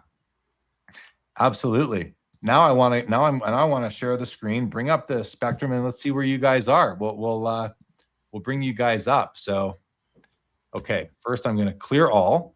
So first thing I'm going to do is I'm going to search for Josh. And it brings up, there's Josh Adams right there. And I can click on 11. I got to clear the Josh part. So there we go. There's all the 11s. We got Ed Snyder, who created the site. We've got Josh Adams, and we got Decoy Cards. So look at that, Josh. And a guy named JT. Let's see who he is on Instagram. For some reason, my Instagram just isn't loading quick enough, so I'm going to stop that right now. Oh, I'm not sharing my screen. Damn it! You should have told me, Josh. I'm not sharing my screen. Sorry. Go. Okay, thank you. Yeah. So we got Josh, Ed Snyder, Decoy Cards. So there they are. They're both 11s right there. Very cool. Very cool. Nice. Do I know him? I do. Jeff Wills. We were gambling in the 80s. I thought those sets I got for Christmas every year would make me rich. People were, I mean, there was gambling as soon as like Upper Deck came out in 89 with, you know, and really moved the hobby forward with the hologram and the nice card stock. All of a sudden we had tons of investors in the space. And I know I had a card shop from 91 to 94. I had people coming in prospecting on Young Guns back in those years and filling up a sheet of each player, Ken Hodge Jr. and Kip Miller. Guys that turned into absolute nothing. You know, their cards aren't worth the paper they're printed on, except to their mothers maybe. And we've had investors and prospectors for decades in the hobby. Kinger says, the cup, I can understand getting into a break just to have a chance. Yeah. But notice the undertones. A chance is gambling. I could take a gamble on the cup just to take a gamble. I'm going to hit a big card. Yes, you could. But that is gambling. I hope the PC has Pokemon. Right? My PC, Professor, please. You should know that I have zero interest in Pokemon. Personally, Linda's first. Pacific always had weird production numbers on the game used mem cards, and all players had different. I know. I love that about I'll admit, like back when Pacific was out in the early 2000s, I had no interest in it. I thought it was way too funky and gimmicky and weird and different. But now, I'm just like, they're cheap. I like them. Oh, and what I love is the checklist. The players I get to own cards of. With game use mem, these are players like Owen Nolan. I bought an Owen Nolan the other day. Yeah. Like I'm not buying the Upper Deck isn't making Owen Nolan cards anymore. Maybe in one of their like retired veteran sets, which they do every few years. But I got an Owen Nolan game use card. It's a titanium, like for $7.98 on ComC, something like that. Like hook me up, I'll take that. Yeah, right. Right? Like why not? Michael Rader says, too much money is pouring into the hobby and the manufacturers are overproducing due to recent demand. I fear we are in another junk wax era. Yeah. So, okay. So two things, Michael Rader, I appreciate your comments. I do. But there's two things that jump out. First of all, too much money. Why is it too much money? And this isn't me saying it isn't too much, Michael. I'm just like debating it, devil's advocate, just talking about why is it too much money? Because who are we to say what other people should spend their money on? I can sit here and preach all year long. Opening wax is gambling. People are going to do it anyway. We know that. Yep. Yeah, we know that. And probably by now, the audience that listens to me anyway doesn't do a ton of breaking because they know that they're not getting what they want out of me. I'm going to sit here and crap over what they do. They're going to come here and feel bad. So they're probably not here anyway. But so what is too much money? Like, why is it too much money? I think cards are worth a lot. It's such a weird thing. I think cards are worth a lot. What I mean is cards are selling for a ton of money. Like Macklin Celebrini cards are selling for more than Sidney Crosby. Yeah, it's crazy. It's crazy. Some people are going to get hurt there, and the guys that are running up those costs, other people are seeing them and are seeing what cards are worth. And now they think it's worth that. They think that there's a foundation there. I don't think there is.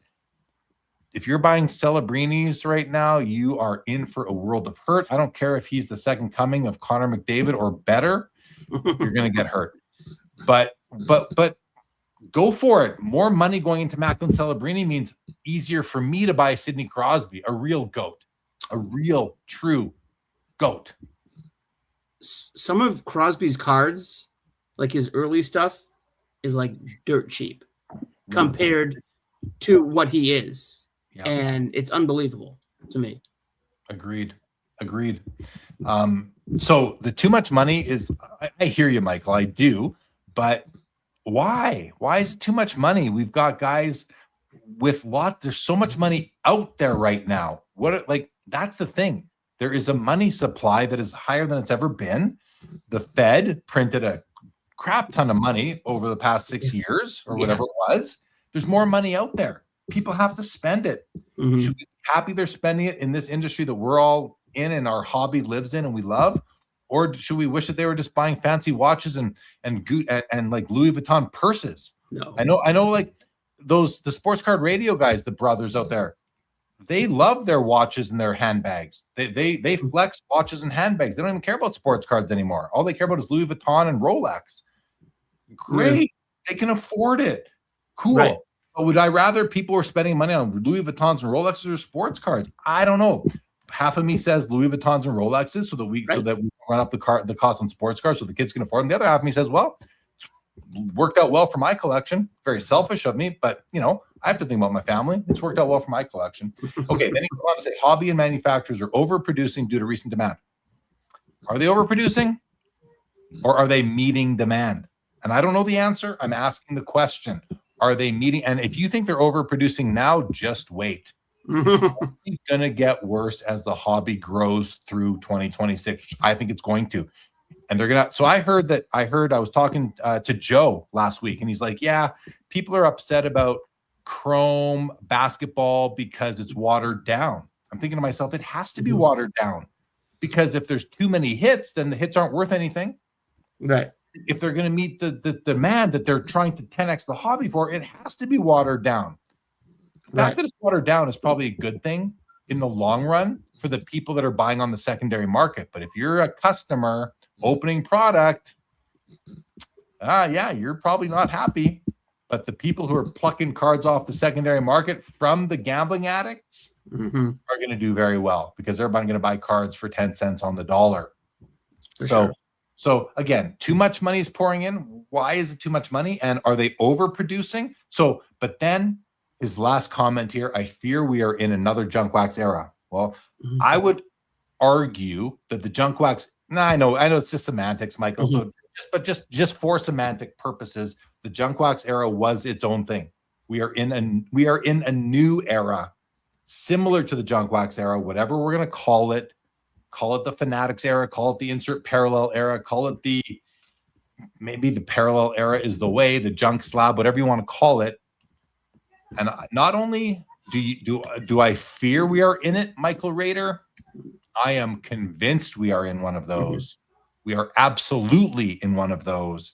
And why do I know that? For what is basically, I think, a fact, is because even though we might 10x the hobby, that hobby will go through shrinkage at some point in the future. Maybe it's in 2030, maybe it's in 2035, maybe it's in 2040.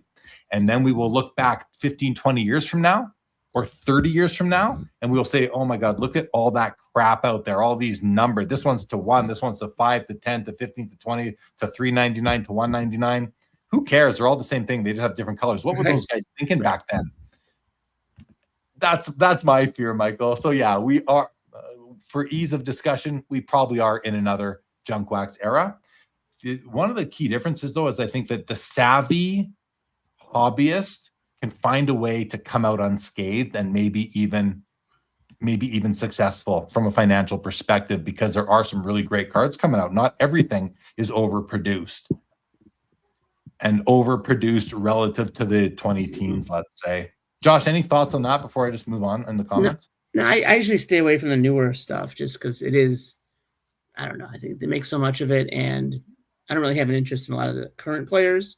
But I mean, the design, like that chrome design, looks really cool.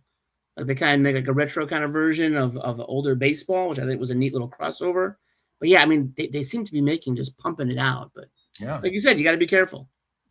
Yeah, and they're going to pump it out. If they can sell it, they're going to pump it out. Right. Absolutely. They're a company to make business, to make money. They have money on the line they are partnered with the leagues. The leagues need to get their money. This is not just the card companies, guys, either. This is the leagues and the PAs. Yet we're going to kiss the asses of those athletes who are making money on this as well. We are going to we are going to buy the team jerseys. We're going to buy tickets to the games and do all these things and watch the highlights and download videos and watch YouTube and Instagram highlights and all these things and follow the athletes. And it's just going to make them give the ability to charge more. This is like a self-fulfilling prophecy that really the public made happen. Wifey got the minivan. I'm driving her old beater. The Barnett collection. Kinger says, discovering undervalued, forgotten cards may be my favorite part of the hobby club. Yeah, I love that. That's what I've been very successful doing that. Not like over the past 15 years, but being ahead of the curve. Like I've been ahead of the curve. I've got a good track record of kind of cluing into cards that are going to be popular a few years before they get popular. I've got some failures as well, and it's harder to do now than ever because so many people are looking for those angles, but that is fun. So for me now, most of you probably know this if you've watched me at all, but low grade, high eye appeal. That's my favorite part of the hobby right now. Mikey Card says there aren't that many soccer cards, not many sets to flood the market. Fair. Yeah.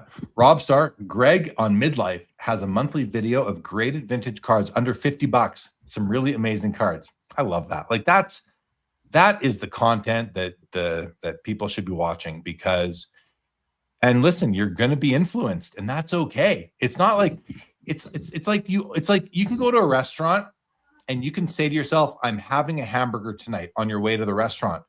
But then you get there and the influencer arrives at your table. The server, they're there to influence you and say, hey, here's our specials tonight. And the chef is, we're really happy with the filet. You might want to get a filet.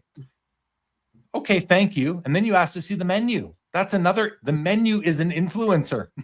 The menu is there to say, well, you can order the hamburger like you thought, but maybe you want to get the chicken burger, which is an extra $3, or maybe you want to add a side salad. Like my point is that we don't need to be to feel shame or weakness by being influenced by anybody in the hobby. I am influenced by people in this hobby regularly, and I know that I've influenced people. I know I have influenced people. People tell me, "Oh, I saw Jeremy show this. What took me down a rabbit hole? Now I'm collecting these things." I think that's awesome because I don't go out trying to influence people. I just tell you what I like, and like so many content creators do. There's so many of us out there that just share what we love. And by sharing what we love, we become, I don't say we become influencers, but we have influence on people. But guys, it's a two-way street. you don't have to have a YouTube channel or a bunch of subscribers or even a popular Instagram account to be an influencer. All you have to do is share a card you love, and somebody might notice it they never noticed before. How else are we supposed to discover things? I might not know that this restaurant has, I don't know, some dish that I love on the menu until I get there and I see it, or I discover something new. I'm like, I've never tried that before. I'm gonna try this today. Well, all of a sudden I'm influenced. Don't have shame in that. Don't have shame for people putting you on to things. How else are you supposed to discover things? Right. HB, where is Joe Perot? Guys, yeah, regrettably, Joe can't be with us tonight. It's New Year's Eve, guys. It's New Year's Eve. He goes in California. So we'll have him back, hopefully. Hopefully he's back on Saturday. I haven't really, although, yeah, we'll see what's happening on Saturday. There will be a show. So I'll just keep it at that for now because I'm still working on it. Chris C, also concerning about baseball because of the upcoming lockout potentially. I'm focusing on mainly vintage. That's a whole other thing, but for sure. Yeah. Bianca, good evening. Silver cards, exactly. Chris C, I meant about you getting scammed. Yeah. Chris, what did I? Sorry, Jeremy, that's awful. And I talked about something totally different. Just so you know, oh God. When I'm behind in the comments, please, if you're talking to me, please let me know what it's about so I don't go off on the wrong topic for 15 minutes. That's funny. Oh gosh. Thank you, Chris. Carl says, the big thing about soccer, it's totally global. And although I don't collect it, when people wake up to vintage soccer, I think it may be a sleeping giant. Just saying. Yeah, it is global, Carl. We've had these conversations for years now. And I've been part of these conversations. And it's like a struggle to wrap your head around this because it is global. It's probably the most popular sport in the world, yet it's got the smallest segment of collectors. And is that because a lot of the world doesn't care about trading cards? They care more about Panini stickers. Like in Europe, they care about stickers. They don't care about trading cards so much. I mean, that's changing a bit now, but I mean, maybe it is a sleeping giant, especially if the trading card, I mean, even the Netflix King of Collectibles show is like a top 10 show in several countries. So Carl might be right. It could be a sleeping giant if people, but if you're just going to get into soccer, no, that doesn't make sense. I guess it just I think it comes down to, are the people who are soccer fans going to turn into card collectors? And the degree of those that do, because some will, but the degree of those that do, how far into it are they going to get? Are they just going to collect their own teams? Like, I don't know what it's like to be a soccer fan because I'm not a soccer fan. I don't have a team. I don't know what it's like to be a big fan of like Manchester United or any of the teams. So the GOAT Kid, what's going on? Silver cards. If you rip wax or mystery boxes, it is, but I buy singles. Okay. Kinger, I think in the next 5 years, we will see hockey card collecting rise and the value gap slightly tighten between hockey and the big three. I would like to think so, but Kinger, I've been like hoping for that for years now, and I don't see it happening. Like it just doesn't seem to be happening. Like, so Mike from Junk Wax Hero, he's putting he's working on a new project. I don't know what I can say about this. He's working on a new project, and I've received the first couple versions of it. Baseball, basketball, hockey, soccer, memorabilia. There's no mention of hockey, not even on his radar. Hockey's not even on his radar. And listen, I'm giving him feedback. I didn't even mention it. Like, because it's like, what am I like? I'm kind of tired of trying to push hockey down. And I'm not like trying to push down people's throat, but I'm not going to try and push hockey down people's throat.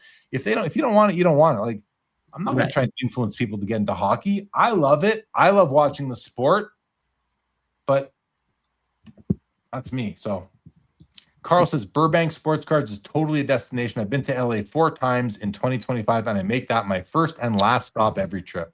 All right. Silver says, I did buy some of those Fanatics 2025 Series 2 autographed baseballs, but I haven't opened them yet. The chance to get a Page, Ruth, Gehrig, and so many more intrigued me. And yeah, that's cool. Not sports cards, but it's cool. Mm-hmm. Decoy calls out 0607 Ultimate Signatures. I don't know what that call out's for right now, Decoy, but nice cards. Mm-hmm. Goat Kid, when is Josh going to talk? That was the older one. That's my kid. So. Oh, is that your kid? Yeah, my older one. Yeah. So. When is? I thought he's got friends over. Yeah, he does. That's what they're doing. They're watching this. Oh no, poor guys. We love. Who is Bianca? Your relative as well? Yeah, it's a niece. So it's your niece. Got the whole crew. So they love you. That's all they go. We love you. Oh, Josh, getting all sorts of love in the chat. Isn't that cute? I love it. Hi, hello, Josh's family. We love your dad. We love your dad, your uncle, your cousin, all that. Kinger, what does the number generated next to your name on the spectrum represent?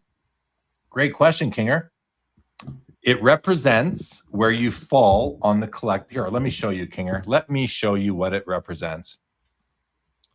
So if you go here, you go to the about page, the collector, and here's the spectrum. Right?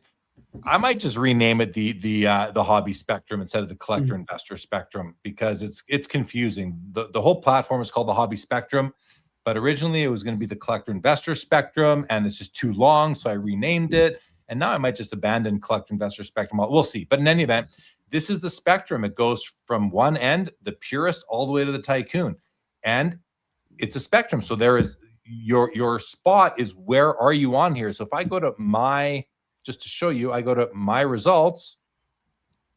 Here they are. See right here, 38. I'm a 38. So that is 38 100ths of the way up the spectrum. This would be 50. It'd be 100 on the far right. If you can see my mouse, it would be 1 on the far left. I'm a 38. So that's what the number represents. It's what, when you completed the assessment, you got a score out of 100, and that score places you into one of these archetypes, which are all separated by about 14.3 points. Because if you take 100 and divide that by 7, because we have 7 archetypes, you get about 14.3. So that's what that number is, Kinger. It's your, I don't like using the word score because it implies that, like, well, in most sports, the higher the better, where I guess in golf, it's the lower the better.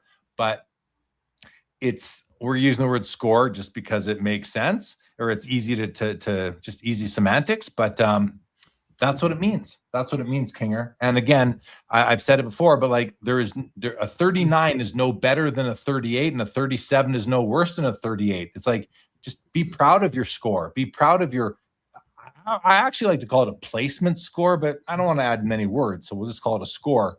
So that's what it means, Kinger. Hope that makes sense. Go. Jim, I got to cut out in a minute, but can I answer one of the questions in the chat here? Would that be okay?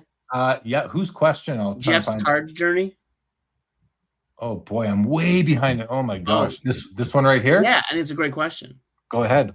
I do not buy post playing day cards. Like, I collect Frank Thomas cards, and I don't really like to buy anything post playing, really post White Sox. So like anything on the Blue Jays or the Athletics, but like post playing days like 2020 and on, I really don't deal with, because I just prefer, from the time that the person played, like that, and like Ruth Gehrig cards. I prefer just like 20s, 30s cards as a personal preference. Well, and for me, and then I'll let you go. I do collect. I collect lots because I like auto patches, and I can't get playing day auto patches of Wayne Gretzky or Steve Yzerman or Mario Lemieux or any of these guys. So I do collect post playing days cards, and I intend to up it. Actually, I intend to start collecting even more of them. Mm-hmm. I really do like post playing days cards, and when they have memorabilia, it's like, okay, well, the memorabilia is playing days, the card itself isn't. So that's kind of like, well, the mem is, so that's good enough for me. But then I think about, I was watching Dylan, Double D's Vintage. He's collecting a lot of like Babe Ruths and Mickey Mantles, modern, like Topps Chromes, and they're beautiful. It's like, I want to get, like, he influenced me. I want to get in and start collecting some of that stuff. So that's a good point. Like, Topps makes those like retro refractor, like there's a Jordan star refractor they made of the 84 star card. That's an awesome card. The Gretzky refractor rookie, that's an awesome card. I would love to buy that. So let me amend my answer then. That's a good point. That's a great card. The Lemieux is really cool. Like, I love those. Like, there's a Mickey Mantle. Like, that reminded me, the 52 Topps Mantle, there's a refractor. That's cool as heck. I would definitely buy that card. Yeah, So, absolutely. Yeah. So yes, I do then. That changed my answer. There you go. All right, buddy. Well, good to see you, man. I'll see you Saturday. See you Saturday. Sounds good. Happy New Year, Jeremy. Happy New Year to everybody. Happy New Year, Josh. Happy New Year to you and the family, buddy. Bye. Oh, he's gone. All right. Well, we'll continue here for a bit, guys. Let's see. Where did we leave off? Where did I leave off? Oh, Kinger's question, silver cards. It's like art. Sports cards are the new art. People spent millions on painting. Now people spend millions on cards. It's the way it is. And I agree, Silver. And I think that makes a lot of sense to me.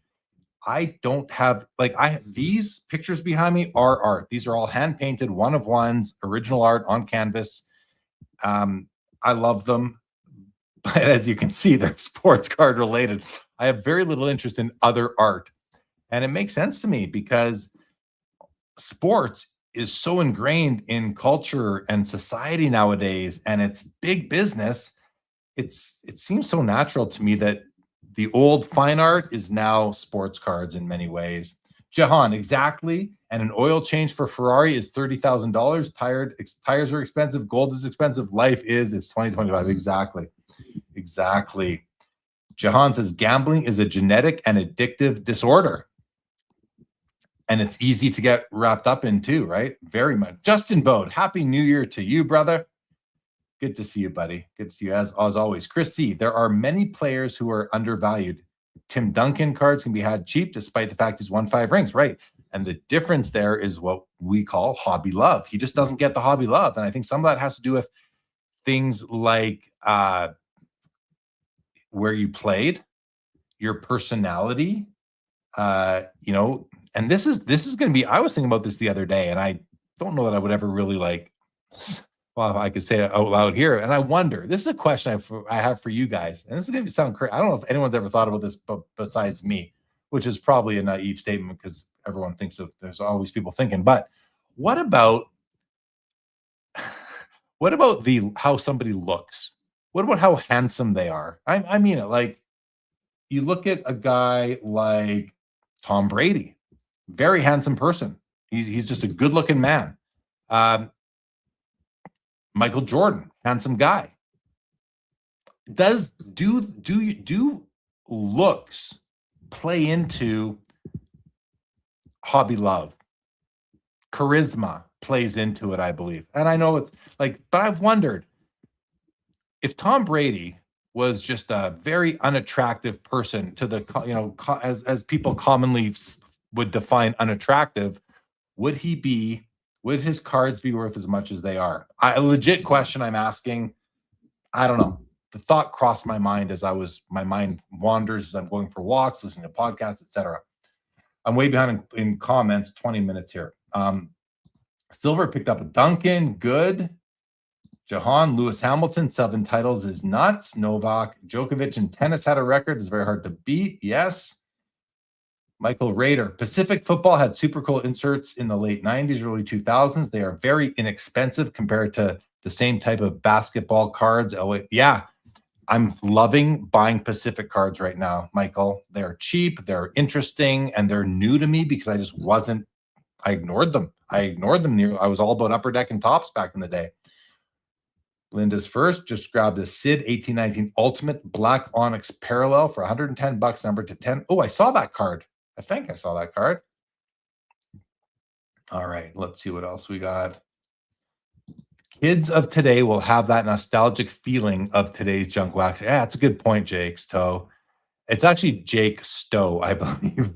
Good point, Jake. I always thought it was like your toe. Like, this is my thumb. I always thought it was Jake's toe. I think it's Jake Stowe. Anyway, Jake, I think you're right. And that might be a bit of a silver lining down the road. Silver cards, 58 to 70 baseball is very undervalued, in my opinion, particularly the PSA 5 to 7 range. The only, you're probably right. Silver cards. The only thing I would say, when we define cards by the slab they are in, I think we're just missing so much. PSA 5 to 7 range. Well, those cards could be really strong. Those could be horrible looking cards. There are very ugly 7s that I would not want, that would be overvalued because they're in a 7 holder. It's like I was listening the other day. Someone said, "Oh, I picked up whatever an '84 Donruss Mattingly, and I bought a PSA 6." I'm just saying, the way we refer to these cards, it's like we refer to the card as the grade and the slab it is in more than we refer to the card that it is itself. We put more stock, the greater we, not me, I don't, but the greater we, and I'm sure many of you don't too, just to be clear, but the hobby generally, it's like buying PSA 10s, looking for this in a PSA 7. I understand it makes it convenient because you're really speaking from your budget versus the grade. You're saying, I'm looking for this card for around $5,000 or for around $250. That's kind of what you're saying. And to make it clear to people, you're saying, I'm looking for a PSA 5 to a 7 or whatever. But to me, you're just like, well, what if you found a 5 or a 4 or a 3 that was nicer than any of those 5s or 6s or 7s that you might buy, but you're not going to buy it because it's in too low of a grade, yet it's a nicer card. That's a different topic, actually. The topic I'm saying is like, we refer to cards more, in many cases, more by the slab they are in than by the card we are after. I think we've lost our way in many cases. Kinger says, important cards that are low numbered have always and will always be valuable to the savvy collector, no matter the state of the hobby. I agree. I think that's first of all, what is important, which is sometimes we don't know yet. Sometimes the importance won't be drawn out of the card until 5 or 10 years into its life. Just think about prisms, prism golds, prism silvers. No one cared about them originally. No one knew they were important when they came out. They became important later on.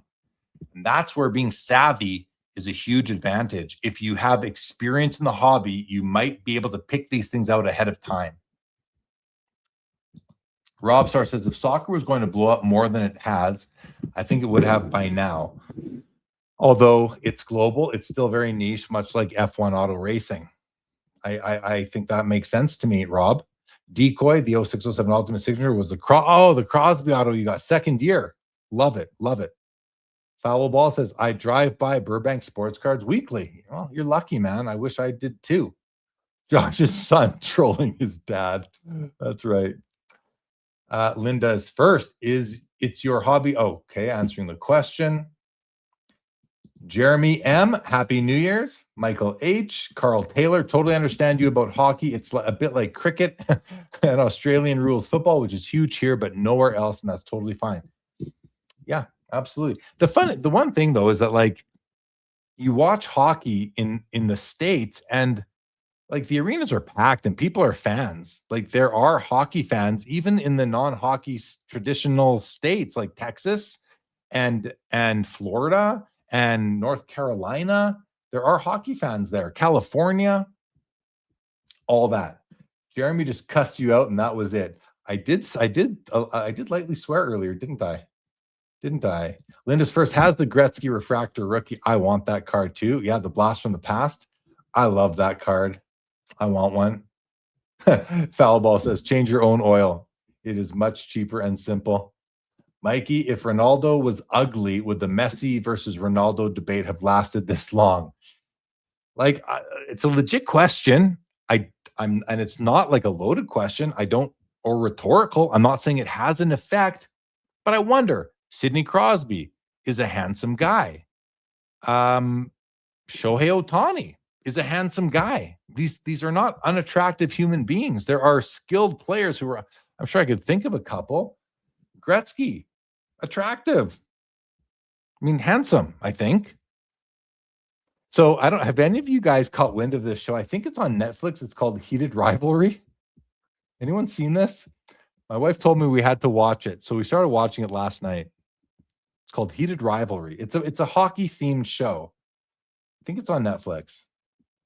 And it's basically about the top two young players who are rivals, but then they kind of enter into a relationship. It's Very interesting. And can be a little cringy to watch at times. Just depends on your thing, I guess. But anyway, check it out. Decoy says looks 100% play into it. Also, if they pick an awful photo for rookie card, it likely won't be as coveted. Yeah, I think that's likely correct.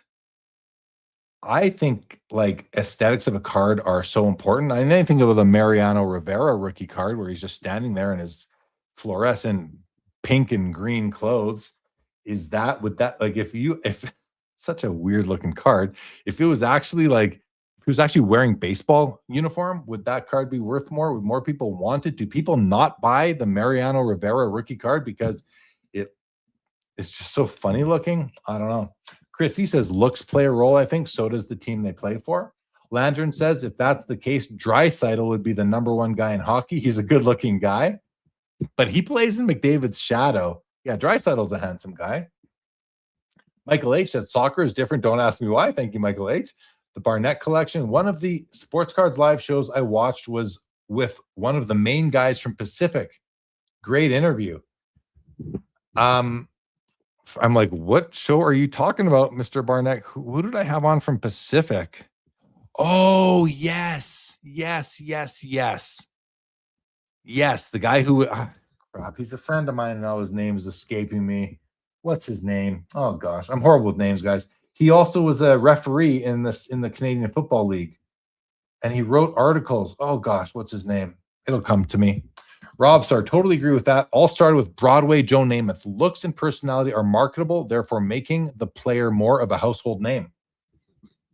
Okay, so some of you guys agree with me. Lapper says, I do think grading is pulling back a bit in terms of people wanting only 10s. I think a more collector-centric mindset is becoming more prevalent. I think so too, Lapper. I think, but this is like really recent, isn't it? Because we've seen a lot of pushback against PSA, whether it's right or wrong, based on the grades changing, the growing turnaround times, the increase in pricing, all these things. But guys, they're only doing that to reduce. They're only doing that because they don't have capacity. They can't train graders. They can't find and trade graders fast enough. It's the only reason why they're doing that. But it's caused them to land themselves in some hot hobby water with certain voices and customers, and even group submitters are pulling back. So yeah, grading is maybe pulling back a little bit. We'll see. Let's see what the number. Let's watch the gem rate for the next 12 months and see what happens. Michael Rader, what do you think of the new NBA slabs? Do you have any? I love the clarity, price, and accurate grades. So Mike Baker actually announced that he was starting slabbed grading himself on this show. I think he came on back in like March and he made that announcement here on Sports Cards Live. So that's kind of a feather in the SCL cap, if you will, that he did it here.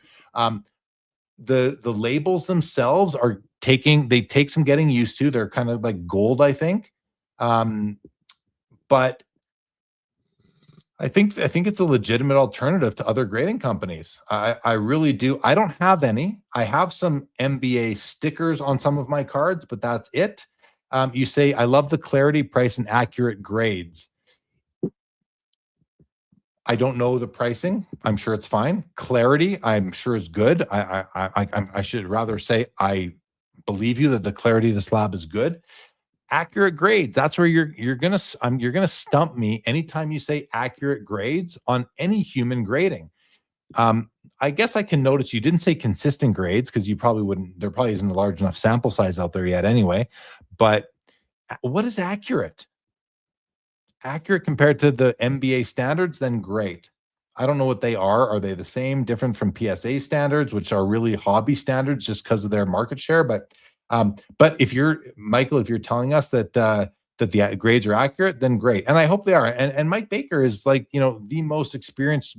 Well, not that I don't know if he's the most experienced, but he's one of the longest tenured graders in the hobby, probably the longest tenured grader in the hobby. So that's got to mean something.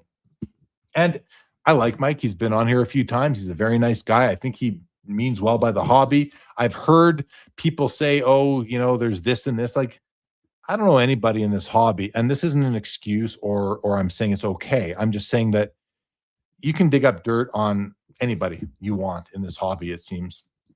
Flint Hall, late to the show, but can you give your comment about all the Beckett Online basically shut down? I didn't even know about it, Flint Hall. I think I saw one post saying something about it. I think I saw Adam Gray say that Beckett, he's not able to research something. I didn't look into it any further, so I have no further. I just don't know anything about it, Flint. I'm sorry. I haven't heard anything other than one Instagram post about it. Carl says, sorry, but yes, looks do matter. Okay. Another vote that they do matter. Skeppy, what's up, Skeppy? Says, grading is getting tired, but it doesn't matter because there's enough crack to keep waking it up. That's an interesting choice of words here, Skeppy. It doesn't matter because there's enough crack to keep waking it. Like crack as in crack, as in like the narcotic. Well, that's something I guess wakes you up. I don't know. I've never partaken, but to keep waking it up.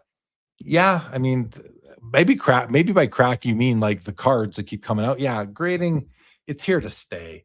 If it's going to slow down, if submissions are going to materially slow down to the point where PSA is in trouble, they're going to find a way to fix that, to right that ship. I don't know what that'll be, and maybe it'll be closing offices or lowering prices. That's probably what they would do, or loosening standards. I mean, grading companies have done that before. So,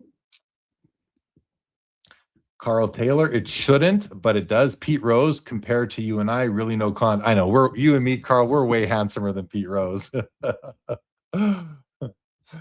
Hobby champs, Pete Rose looks like a thumb. Foul Ball says, I can't find one guy attractive. That's fair. Listen, I am not into dudes, but I am comfortable enough to say I can look at somebody and think, oh, I think that guy's handsome. I have no problem saying that. AI bet you are handsome. Flint Hall says that Mariano Rivera Bowman rookie is the worst rookie ever. If it was a real action shot, I'd argue it would be a top 20 base all-around rookie card. Yeah, I wonder. We'll never know, but you might be right. Carl Taylor, I've been to 2 hockey games, and they were fantastic. Way better than TV where I can't see the puck. Yeah, watching it on TV, you grow up with it. You learn to know where the puck is. You can just even if you can't see it, you know where it is. And the other thing to hockey, I'll give you a tip that someone gave to me when I was younger, which is watch where the puck was. A lot of people will say like Wayne Gretzky was so good because he knew where the puck would be, which is great. You can't see the future though, right? But if you're watching hockey, watch where the puck was. That's often where there's a lot of action, physicality and stuff. It can be fun to watch where the puck was. Foul Ball says accuracy or precision. They are two different things. Yeah. I'm sure they are two different things because they're different words. I think he was talking about accuracy, but like accuracy, yeah, I'm not going to get, sorry. Good comment, Foul Ball. I shouldn't say good comment. I like the comment, Foul Ball.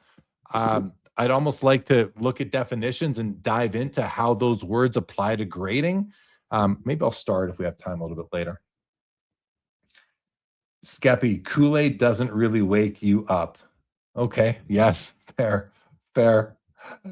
Tim SF Giants fan, money runs up and the poop runs down. That's truth, isn't it? Oh, I'm at the end of the comments. Okay. All right, what do we have on YouTube? 66 people, 54 elsewhere. We're 2 hours 20 in. It's 12:30 where I am. Okay, we'll wrap up soon, guys. But now I'm thinking accuracy and precision. Why don't we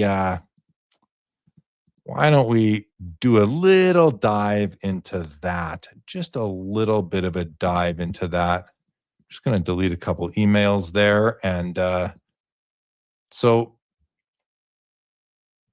let's open up ChatGPT and I'm going to talk to it. Let's see if it can hear me. What is the difference between accuracy and precision with respect to the grading of sports cards?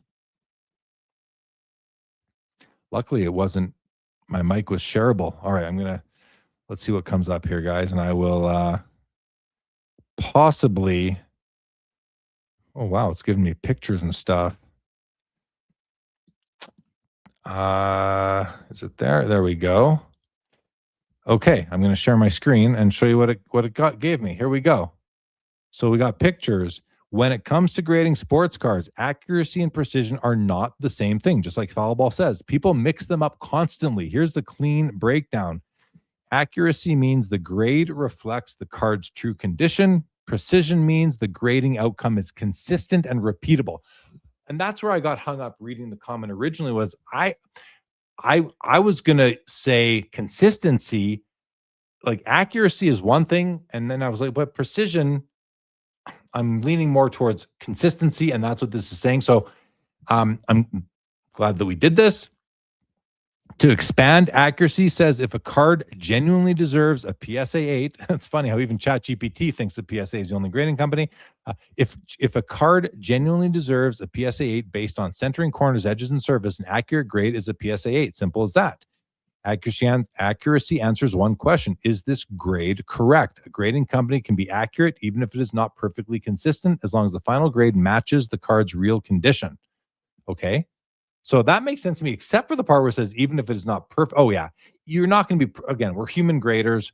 We're not going to, we being PSA and the other human grading companies, they're not going to be perfectly consistent. We know that. They're not even close to perfectly consistent. They're lucky if they're 50% plus consistent. Precision, if you submit the same card multiple times and it comes back the same grade every time, that process is precise. Precision answers a different question. Would this card get the same grade again under the same system? A grading company can be very precise and still wrong. Yeah, you can get the same grade every time and be wrong every single time. So that's the problem. I mean, human grading, I don't believe is accurate or precise enough of the time. Sometimes, sure. Enough of the time, I don't think so. Not enough of the time to not look at the card itself. It's just not, you need to look at the card. And because I don't personally believe that human grading companies are precise or accurate enough for me, I then defer to my own eyes and I say, listen, I'm going to find value. I'm going to find a card that looks really good to me, that is low grade, because I'm going to get a great deal on it. And I do. And I could not be happier with the cards in my collection. I was watching Mike Junkwax Hero earlier today, and he was showing his top 25 cards in his collection. And it was so much fun to watch this guy literally gleaming with joy over the cards in his, he was literally sitting in front of the camera. The kid was giddy. I say kid lovingly. He was giddy over his collection. You could see the smile from ear to ear. And he was just like, and he said this, he said something like this, and I'm paraphrasing. You watch other collections, you watch these top 50 collection videos, you see these cards, you think, wow, if only I could have a card like that. And then I'm looking through my own collection, and he's like, I've got a sick collection. I love my collection. And his collection, you know, he showed his Ernie Banks rookie card. What was the grade? I don't remember. Maybe a PSA 3 and probably a accurately graded 3. And I'm only telling you that because that's how we talk, unfortunately. But the collection makes him so happy. And it's not like he's got PSA 9s in this vintage stuff. You don't need 9s to be happy. Actually, if I had only 9s, I think I'd be sad, because I think I'd be so fearful that 80% of them were trimmed and just made them into slabs. Like, I would not be happy with high. That's why I love low grade. I feel so much more confident in the authenticity and the fact that they're just unmanipulated. And I'm just so much more comfortable with low grade, high eye appeal cards in my collection. And I get so many more of those cards. You can have way more cards in your collection. Foul ball. Oh, I thought it said 10s, and I was laughing because I knew that I knew that you didn't, and now I see there's no one there. He says, I love PSA zeros because Foul Ball does not collect graded cards at all. So accurate. Okay, Foul Ball, first of all, love the comment on accuracy and precision. And I don't think that grading companies are accurate or precise, unfortunately. And listen, I know, Tag, I've worked with Tag in the past, as people know. I believe them to be, and any other company that is deferring to smart machines to do the grading, I think those can be accurate and precise. Perfect? No. Accurate and precise, way more than a human grading company. And I think eventually PSA is going to have to move in that direction. I don't know how they get there. I don't know if they develop alternative technology to what Tag has developed, because Tag has all these patents going on. So that stuff is protected. So they need something alternative. They're probably, if they're not working on it already, maybe they will. I don't know. Or do they acquire a company like Tag? Like, to me, that's what makes sense. I don't know if that's going to happen. No idea. But we'll see. Time will tell.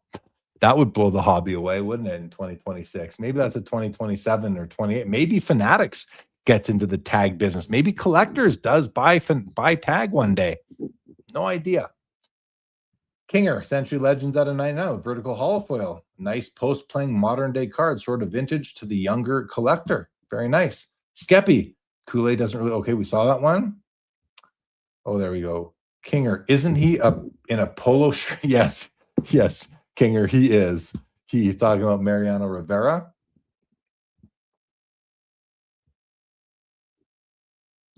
Linda's first. Michael Rader, it's a ridiculous scale. Oh, that's an interesting comment. The grading scale is a ridiculous scale to begin. What do you mean by that, Michael Rader? Please elaborate. I'm really curious what you mean. I genuinely want to know. What is ridiculous? Okay, now I'm going to take a few guesses. Hopefully you're typing away right now. But what is ridiculous about it? Is it the fact that the grading scale is limited to, what is it, like 19 grades? Let's see, 1. I'm not going to include authentic, okay? It's not a grade. 1, 1.5, 2, 2.5, 3, 3.5, 4, 4, 5, 5, 5, 5, that's 10, 6, 6, 5, 7, 7, 5, 8, 8, 5, 9, and 10.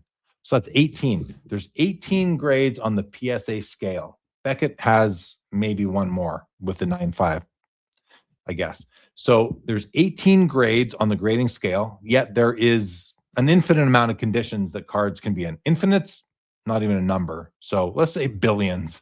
Let's just say infinite. There's an infinite amount of conditions a card can be in. Yet there's only 18 grades a card can receive from PSA. Is that the ridiculousness of the scale? Or is it that it's a pyramid and up at the top, the range of grades is really narrow? Like, not the range of grades, the range of conditions is really narrow at the top. And as you come down the grading scale, the range of potential conditions a card can be in becomes very wide. Because you can see PSA 1s that look like 8s, but there's like some paper loss on the back or maybe a slight hairline crease on the back, but they look like an 8 otherwise. There's also PSA 1s that have literally been crumpled up into a little ball and flattened out and put in a slab, and they're falling apart. So that's a wide range. Is that the ridiculousness of the scale, or is it something completely different that I'm not even thinking of, Michael? I'd love to hear your response. Hey, David H., I appreciate that so much. I love doing the show, and I love having everybody here with us. Rob Star, Mike has a great collection and is so proud of it. Did you watch that video too? Wasn't it fun watching Mike just like smiling like he literally is doing his video, guys? So you got to watch this. He's doing his video, and at one point he kind of like sits back. He's like, I just love my collection. He goes, I've got a sick collection. It was awesome. Like I love that passion. And especially when your collection is not super high end. He's got super high end cards. Don't get me wrong. Like great players, great cards, but you don't have to have the best of the best. That's why I come back to the earlier discussion about breaking and we're priced out. Sure. But you can buy other cards and have fun. You don't have to open packs to be in the hobby. It's actually probably not the best way to be in the hobby. Some people say opening packs, like I was introduced to the hobby opening packs, but they were 25 cents each. I could buy 8 of them with my allowance. Now, can you buy a single blaster with your allowance? If they're $40, are kids getting $40 a week allowance nowadays? I mean, maybe they are. In the 80s, I was getting $2. I don't know. But my kids don't get allowance yet. They're probably just not old enough. I have to start thinking about giving my kids allowance. Is that something that, do kids still get allowances or what? Or do they just get whatever the heck they want from their parents these days? I don't know. Anyway, yeah, I just come back to that. There are ways to hobby in this hobby if you really want to that do not include opening packs. And you can probably come out with a better collection anyway. Well, not probably, you will come out with a better collection unless you win that lottery. Michael Rader, I should have said fair instead of accurate. Okay, yeah. The ridiculous comment was not from me. Oh, sorry, Michael Rader. You're right. That's Michael H. Michael H. Oh, he answers. Hold on. Let's get to that. First, let's do David Chase. Maybe PSA doesn't want AI grading because we will find out about the amount of altered cards in PSA slabs, and their payout could be devastating to the business. So David Chase, interesting response here. And the reason I say that is because, first of all, great comment. But second, I think it's a great comment. But second of all, Collectors is going to go public. I'm convinced of that. I've heard other people recently say that they're convinced of that too, which just sort of, affirms what I think. Anyway, I mean, I forget who said, was it Brian Gray? Someone I heard say that recently. And if you're going to go public, you have to disclose all the risks to the potential investors. And this is a risk. This is a risk that is going to appear.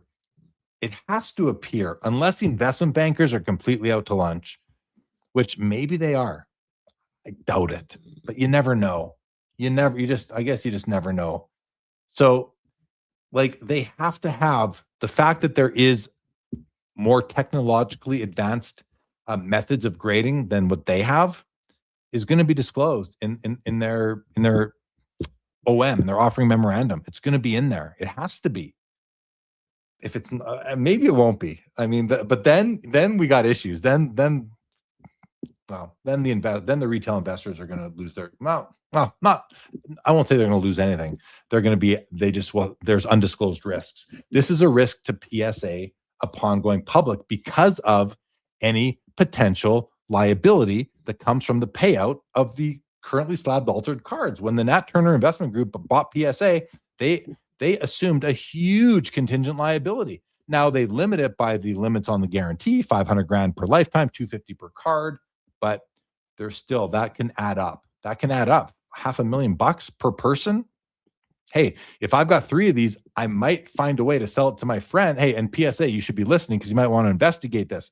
But if I've got 3 cards worth $1 million each, and I'm pretty sure they're all like counterfeits or trimmed, well, I'm not going to make claims on all 3 of them. I'm maxed out at $500,000. I want $3 million. Well, or at least $1.5 million, right? 500 per person life. Oh no, it's 250 per person. So I want as much as I can get. I want 750.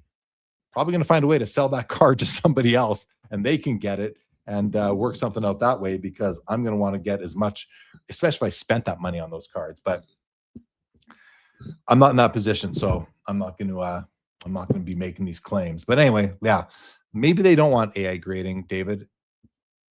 It would also reduce the resubmission rate, which I don't know how important that is to them, but I think at certain times it's more important than other times based on overall submissions. Michael H. Okay, vintage has always been the game. I understand some of the chasing, but that's going to be rigged by my dad's mafia magic, so the common man can forget about that. And he says, see you all later. Okay, and that's a few minutes ago. I don't really follow this comment for some reason. I understand some of the chasing, but that's going to be rigged by my dad's mafia magic. Okay, decoy cards. I think they messed up the scale when they decided pinholes were an automatic 1 or 2. Would have been nice to grade it normally and then give it a PH label for pinhole. Okay, so decoy, 2 things. First of all, I love where you're going with that, and I agree. I agree that the penalty for a pinhole to me is just too heavy. But I don't know about the pH label. I mean, I don't want qualifiers on my cards. I don't want to have to explain that, or I'd rather just get the lower grade. So, and I know the PSA has been recently, I think, or a couple years ago, they kind of reduced the way that they're awarding, if we can say awarding qualifiers. So that said, I would just rather the penalty wasn't so egregious. It's not worth it to me. I mean, you can have a rounded corner and still get a 3, right? And that rounded corner, you've got missing card there. A pinhole, there's a hole in it. Like, it's like the corner, the rounded corner has a whole bunch of missing holes. There's a ton of holes. They're all just beside each other. And that's a bunch of, right? That's a bunch of missing real estate. A pinhole is just missing real estate on the card. And half the time you can't even see the pinhole. Like like the fibers have come, have kind of made their way back in there to a degree. You can maybe see it if you hold it up against the sun or some light, but I'm with you. The penalty's egregious, and that's why there's great value in pinhole cards. Rob Star, watching Mike's video today made me smile ear to ear. It was so nice seeing someone so happy and content with their cards. Absolutely. Michael H., what was ridiculous? You made a comment, Michael H. Are you the same Michael H? 2970? Yeah, this comment right here that you made. You said it's a ridiculous scale to begin with. So that's what that was about, Michael H. I don't know what you were getting at there, and now we're behind the comments again, I think. Where were we? Vintage, see you later. You open Pokemon and I. Not me. Mike's video. Oh, there we are. Okay, so that's what was ridiculous. Kinger says the 1 to 100 scale was around for a while. You're talking about SGC, but Kinger, it wasn't a 1 to 100 scale. It wasn't. There were not 100 grades. They were skip numbered. Like, I don't know how many grades there were, but it was not, because when you say 1 to 100, that makes me think there's a 1, a 2, a 3, a 4, all the way to 100. So 100 possible grades. If you actually look at that grading scale, I think you're talking about the SGC one.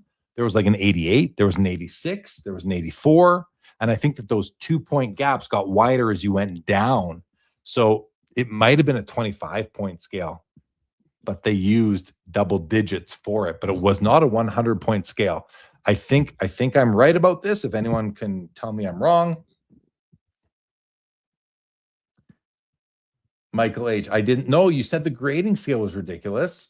I'm sure we're past that now because this is 6 minutes old.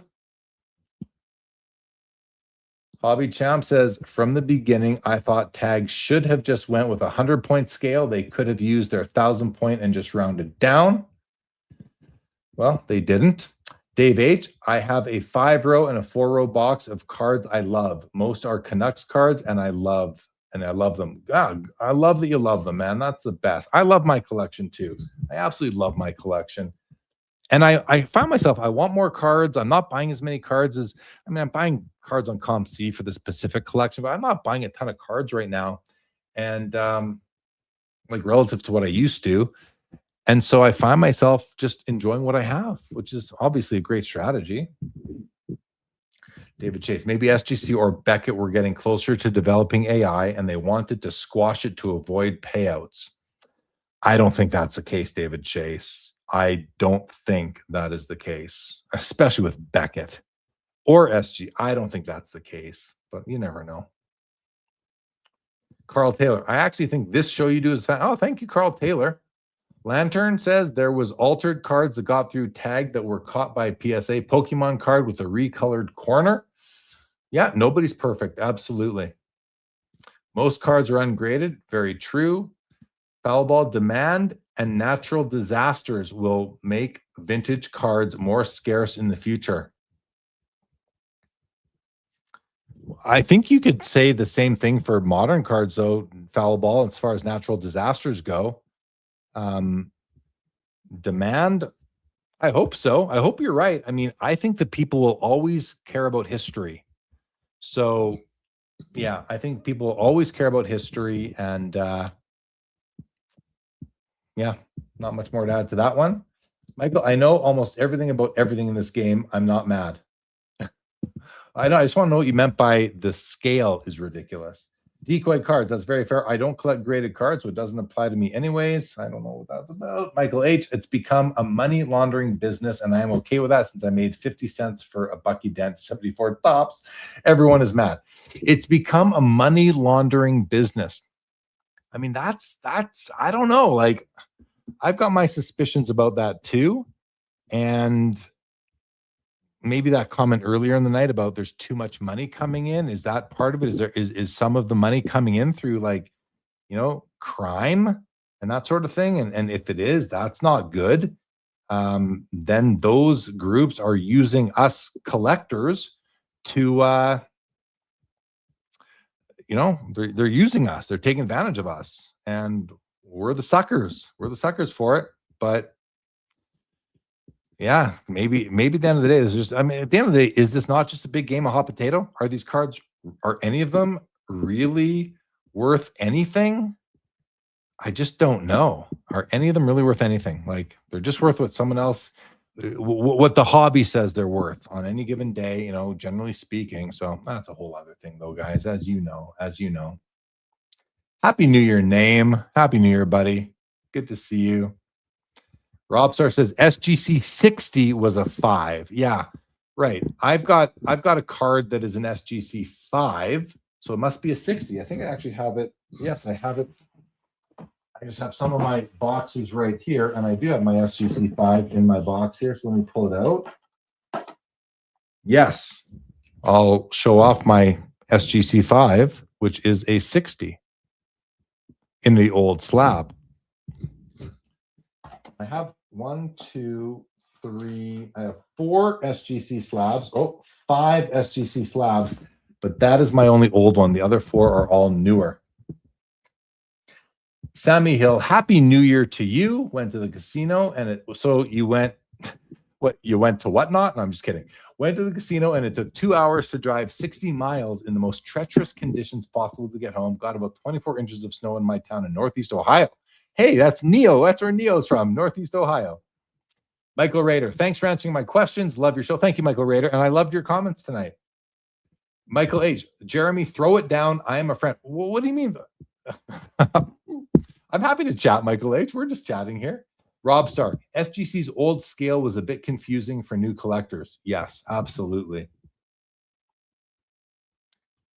Waste management wise, guys, running it up. SGC 96 was a 9, 98 was a 10. So what was 100? And there's no 97. So what was 94 and an 8 then? Yeah, like that scale was really hard. Here, I'm going to ask ChatGPT really quick. Hey, can you bring up for me the old SGC grading scale that shows the 100-point grades with the 10-point grades and put them side by side so we can see what was what? Hopefully it understood what I said, and we'll give that to us. Let's see what I'll see what it brings up here. Dave H. Jeremy, love the show. I work 6 days a week, and I love watching you mostly Saturday with the cold beer. Dave H. I love it. Thanks so much, buddy. Grateful for that. Okay, here, look at this, guys. Hopefully, and again, hopefully this is right. But Dave H., thank you for the comment. I'm grateful, truly. Okay, so here's what it gives me. Old SGC grading scale, 100-point versus 10. So how many were there? Look, 20 to 30. This is a 1-point scale. 20 to 30 to 40 to 50 to 60 to 64 to 68 to 72, 76, 80, 84, 88. So there were really 1, 2, 3, 4, 5, 6, 7, 8, 9, 10, 11, 12, 13, 14, 15, 16 grades, guys. That's less than PSA has. Their 100-point scale, is that possible? Yes, because look, no half grades. There's what? There was no 2.5, 3.5, or 4. Is this real? Does anybody know? Is this real? Was there really no 2.5, 3.5, or 4.5?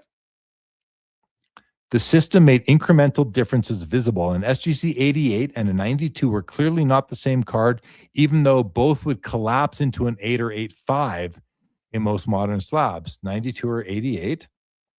What does that mean?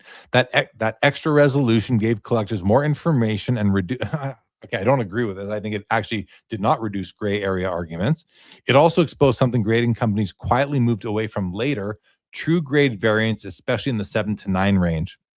I don't know what it's really talking about there. Straight talk. It confused casual collectors. It complicated price guides. It made grading disputes more obvious. It forced graders to be more precise than the market. Look at that. Forced graders to be the hobby that didn't want precision. Like, what are we, idiots? Are we that are we that dense that we didn't want precision and we don't want precision? I don't know. Maybe some people didn't want precision. I want precision. I must speak for more than just me. So anyway, that old scale was just stupid. Now that I understand it, I think I can call it stupid. Barnett, any chance of getting Gene McLeod back on here? I'd love to hear a perspective on card design in the 90s versus now. Yeah, I'd say there's a pretty good chance to get Gene back. I mean, consider Gene a friend. We've had many interactions over the years, and I'm sure we could get her back on the show. Thanks for the suggestion, Barnett. Lantern, show off some cards, maybe some honorable mentions, not in the top 25. That I can do, because what I actually did to do my top 25 post was I grabbed all of my, I think what were all of my pickups in the year. And then I've got some honorable mentions. Just looking at scans, like, I don't, Turner, if you want me to pull out actual cards from the boxes, I do have some beside me, or just go through, but I don't know if there's anything too terribly exciting here. And some of them did make my, but here's what I'll do.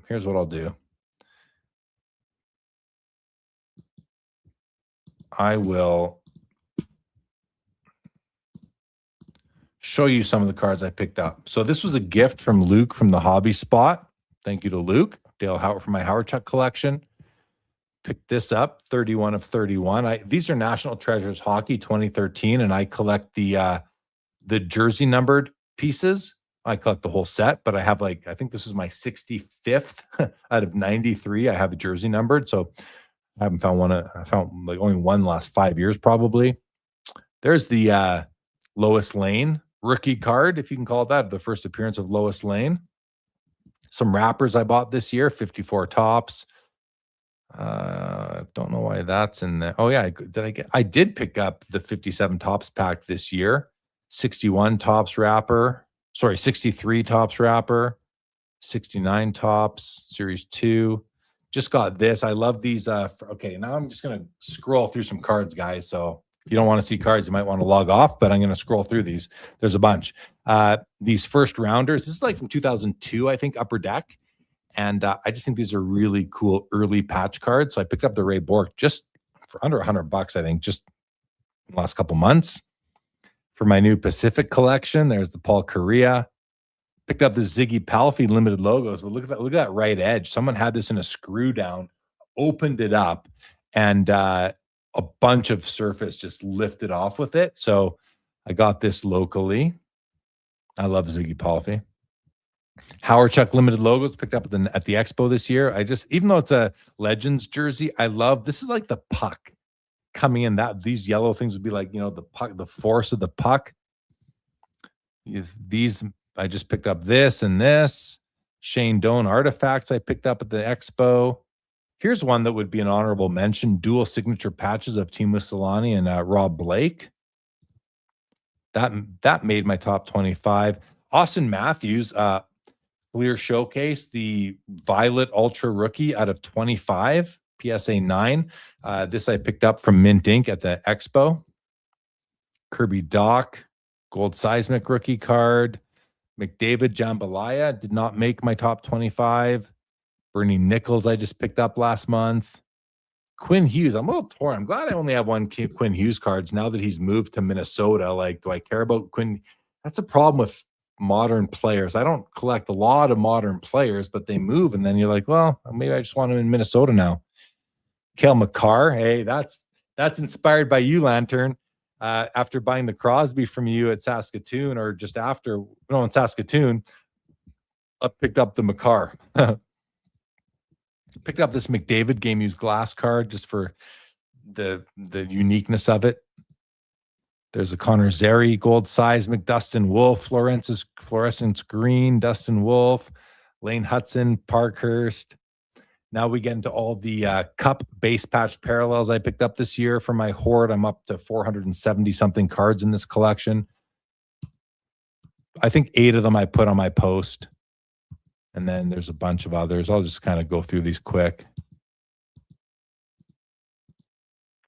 This made my list. This made my list, made my list, made my list, made my list. Did not make my list. The Michael Jordan Intense and the Full Court Traps. Those would have been honorable mentions.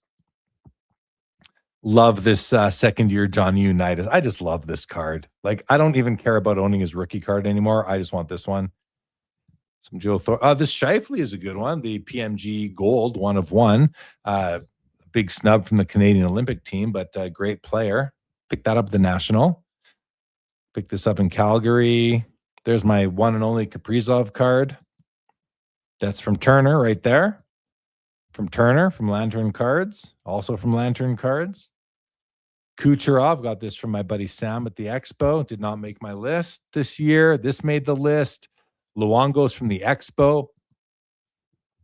Theron Fleury from the Expo. Bure from the Expo. From the Expo, Cole Caulfield, Ruby's rookie. Oh, that's it. That's it. So those are the cards that that I acquired this year, guys. Now I have to think that I acquired more, and I probably did. Well, all the Pacific cards, my Pacific collection, those aren't in there. So there's all those too. But I just like what I had done in years past is during the year, I took my cards acquired in that year and I segregated them from the rest of my collection so that I could do a year-end post. 2025, I didn't do that. I just, as they came, they got filed in with the other cards where they belonged. And then I went through my folders like, okay, did I get this year or last year? Anyway, that's what I got though. Thanks for asking, Turner. Rob Starr coming up with the SGC scale. Tim's Giant just want 10s. Now I don't know what you guys are talking about anymore. Sorry, Michael H. I thought about that in 1986. I don't know what that's about.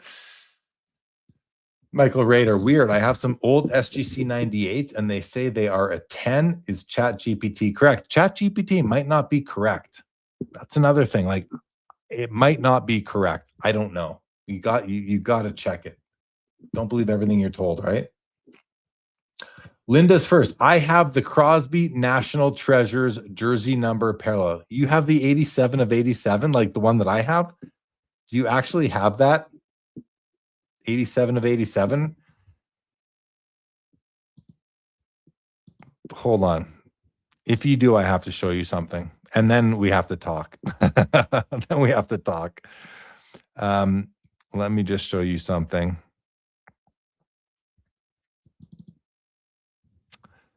Okay, I'm going to share a different screen with you guys now.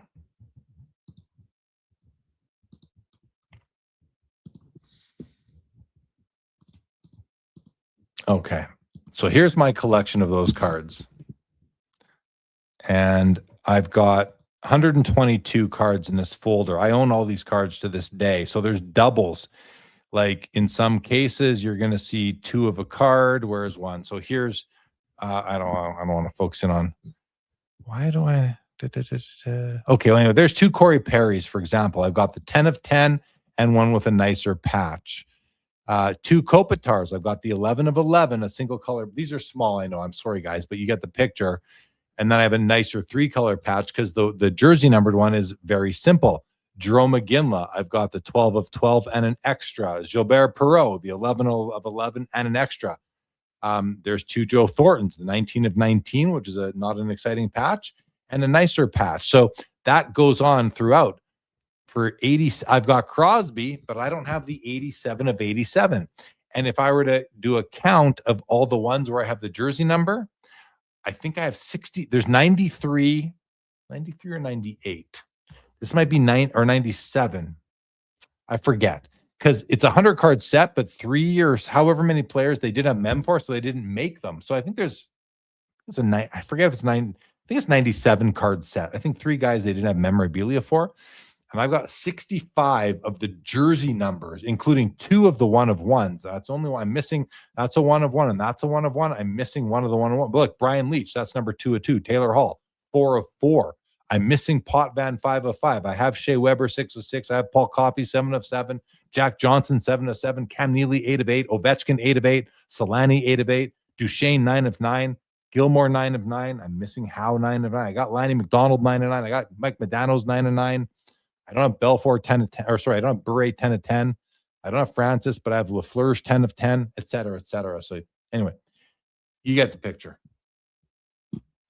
Jersey numbered NT hockey. Yes, Mikey. I've been working on those for 12 years now since they came out.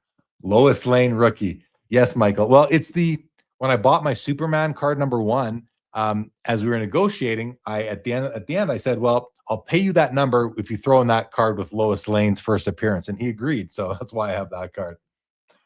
No, Dave H. I'm not doing the run of wrappers. I did. Here, I'll show you guys this now. This is cool. My unopened packs folder. Here it is. These are this is my unopened pack collection, guys. Oh, sorry. I meant to remove the comment. This is my unopened packs collection. Now there are wrappers in here. So this is a 51 Parkhurst wrapper.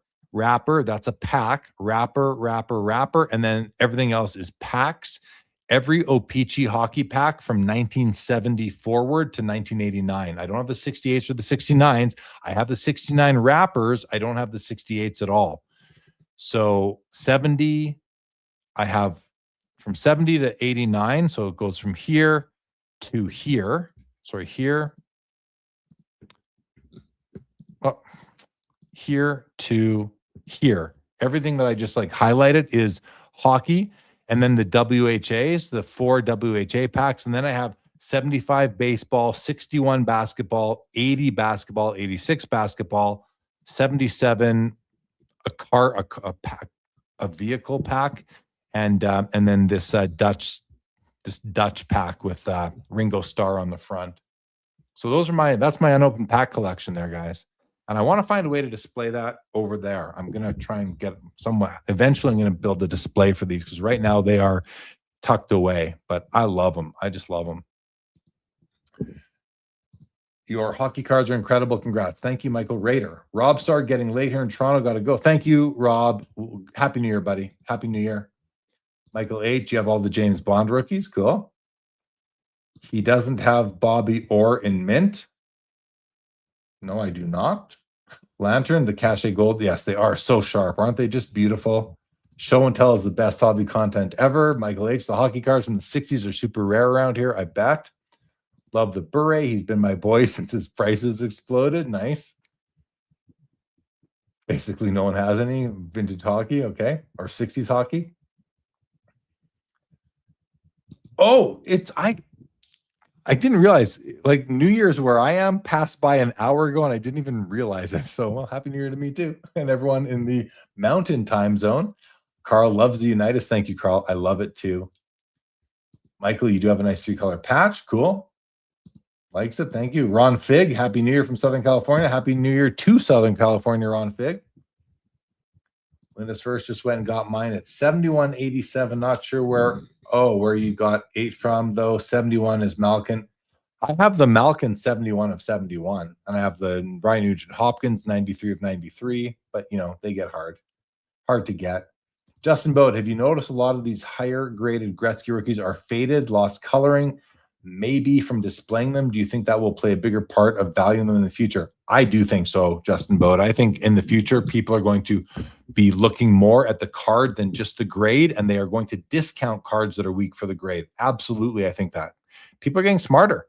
I think they're not telling they're getting smarter. They're just getting more hobby experience. I think that is going to happen, Justin. I do. Secret shop cards. Happy New Year's, Jay. Well, Happy New Year to you as well. I'm more into TCG and modern baseball, but always good to listen to the other, more grounded side of the hobby. Well, thank you.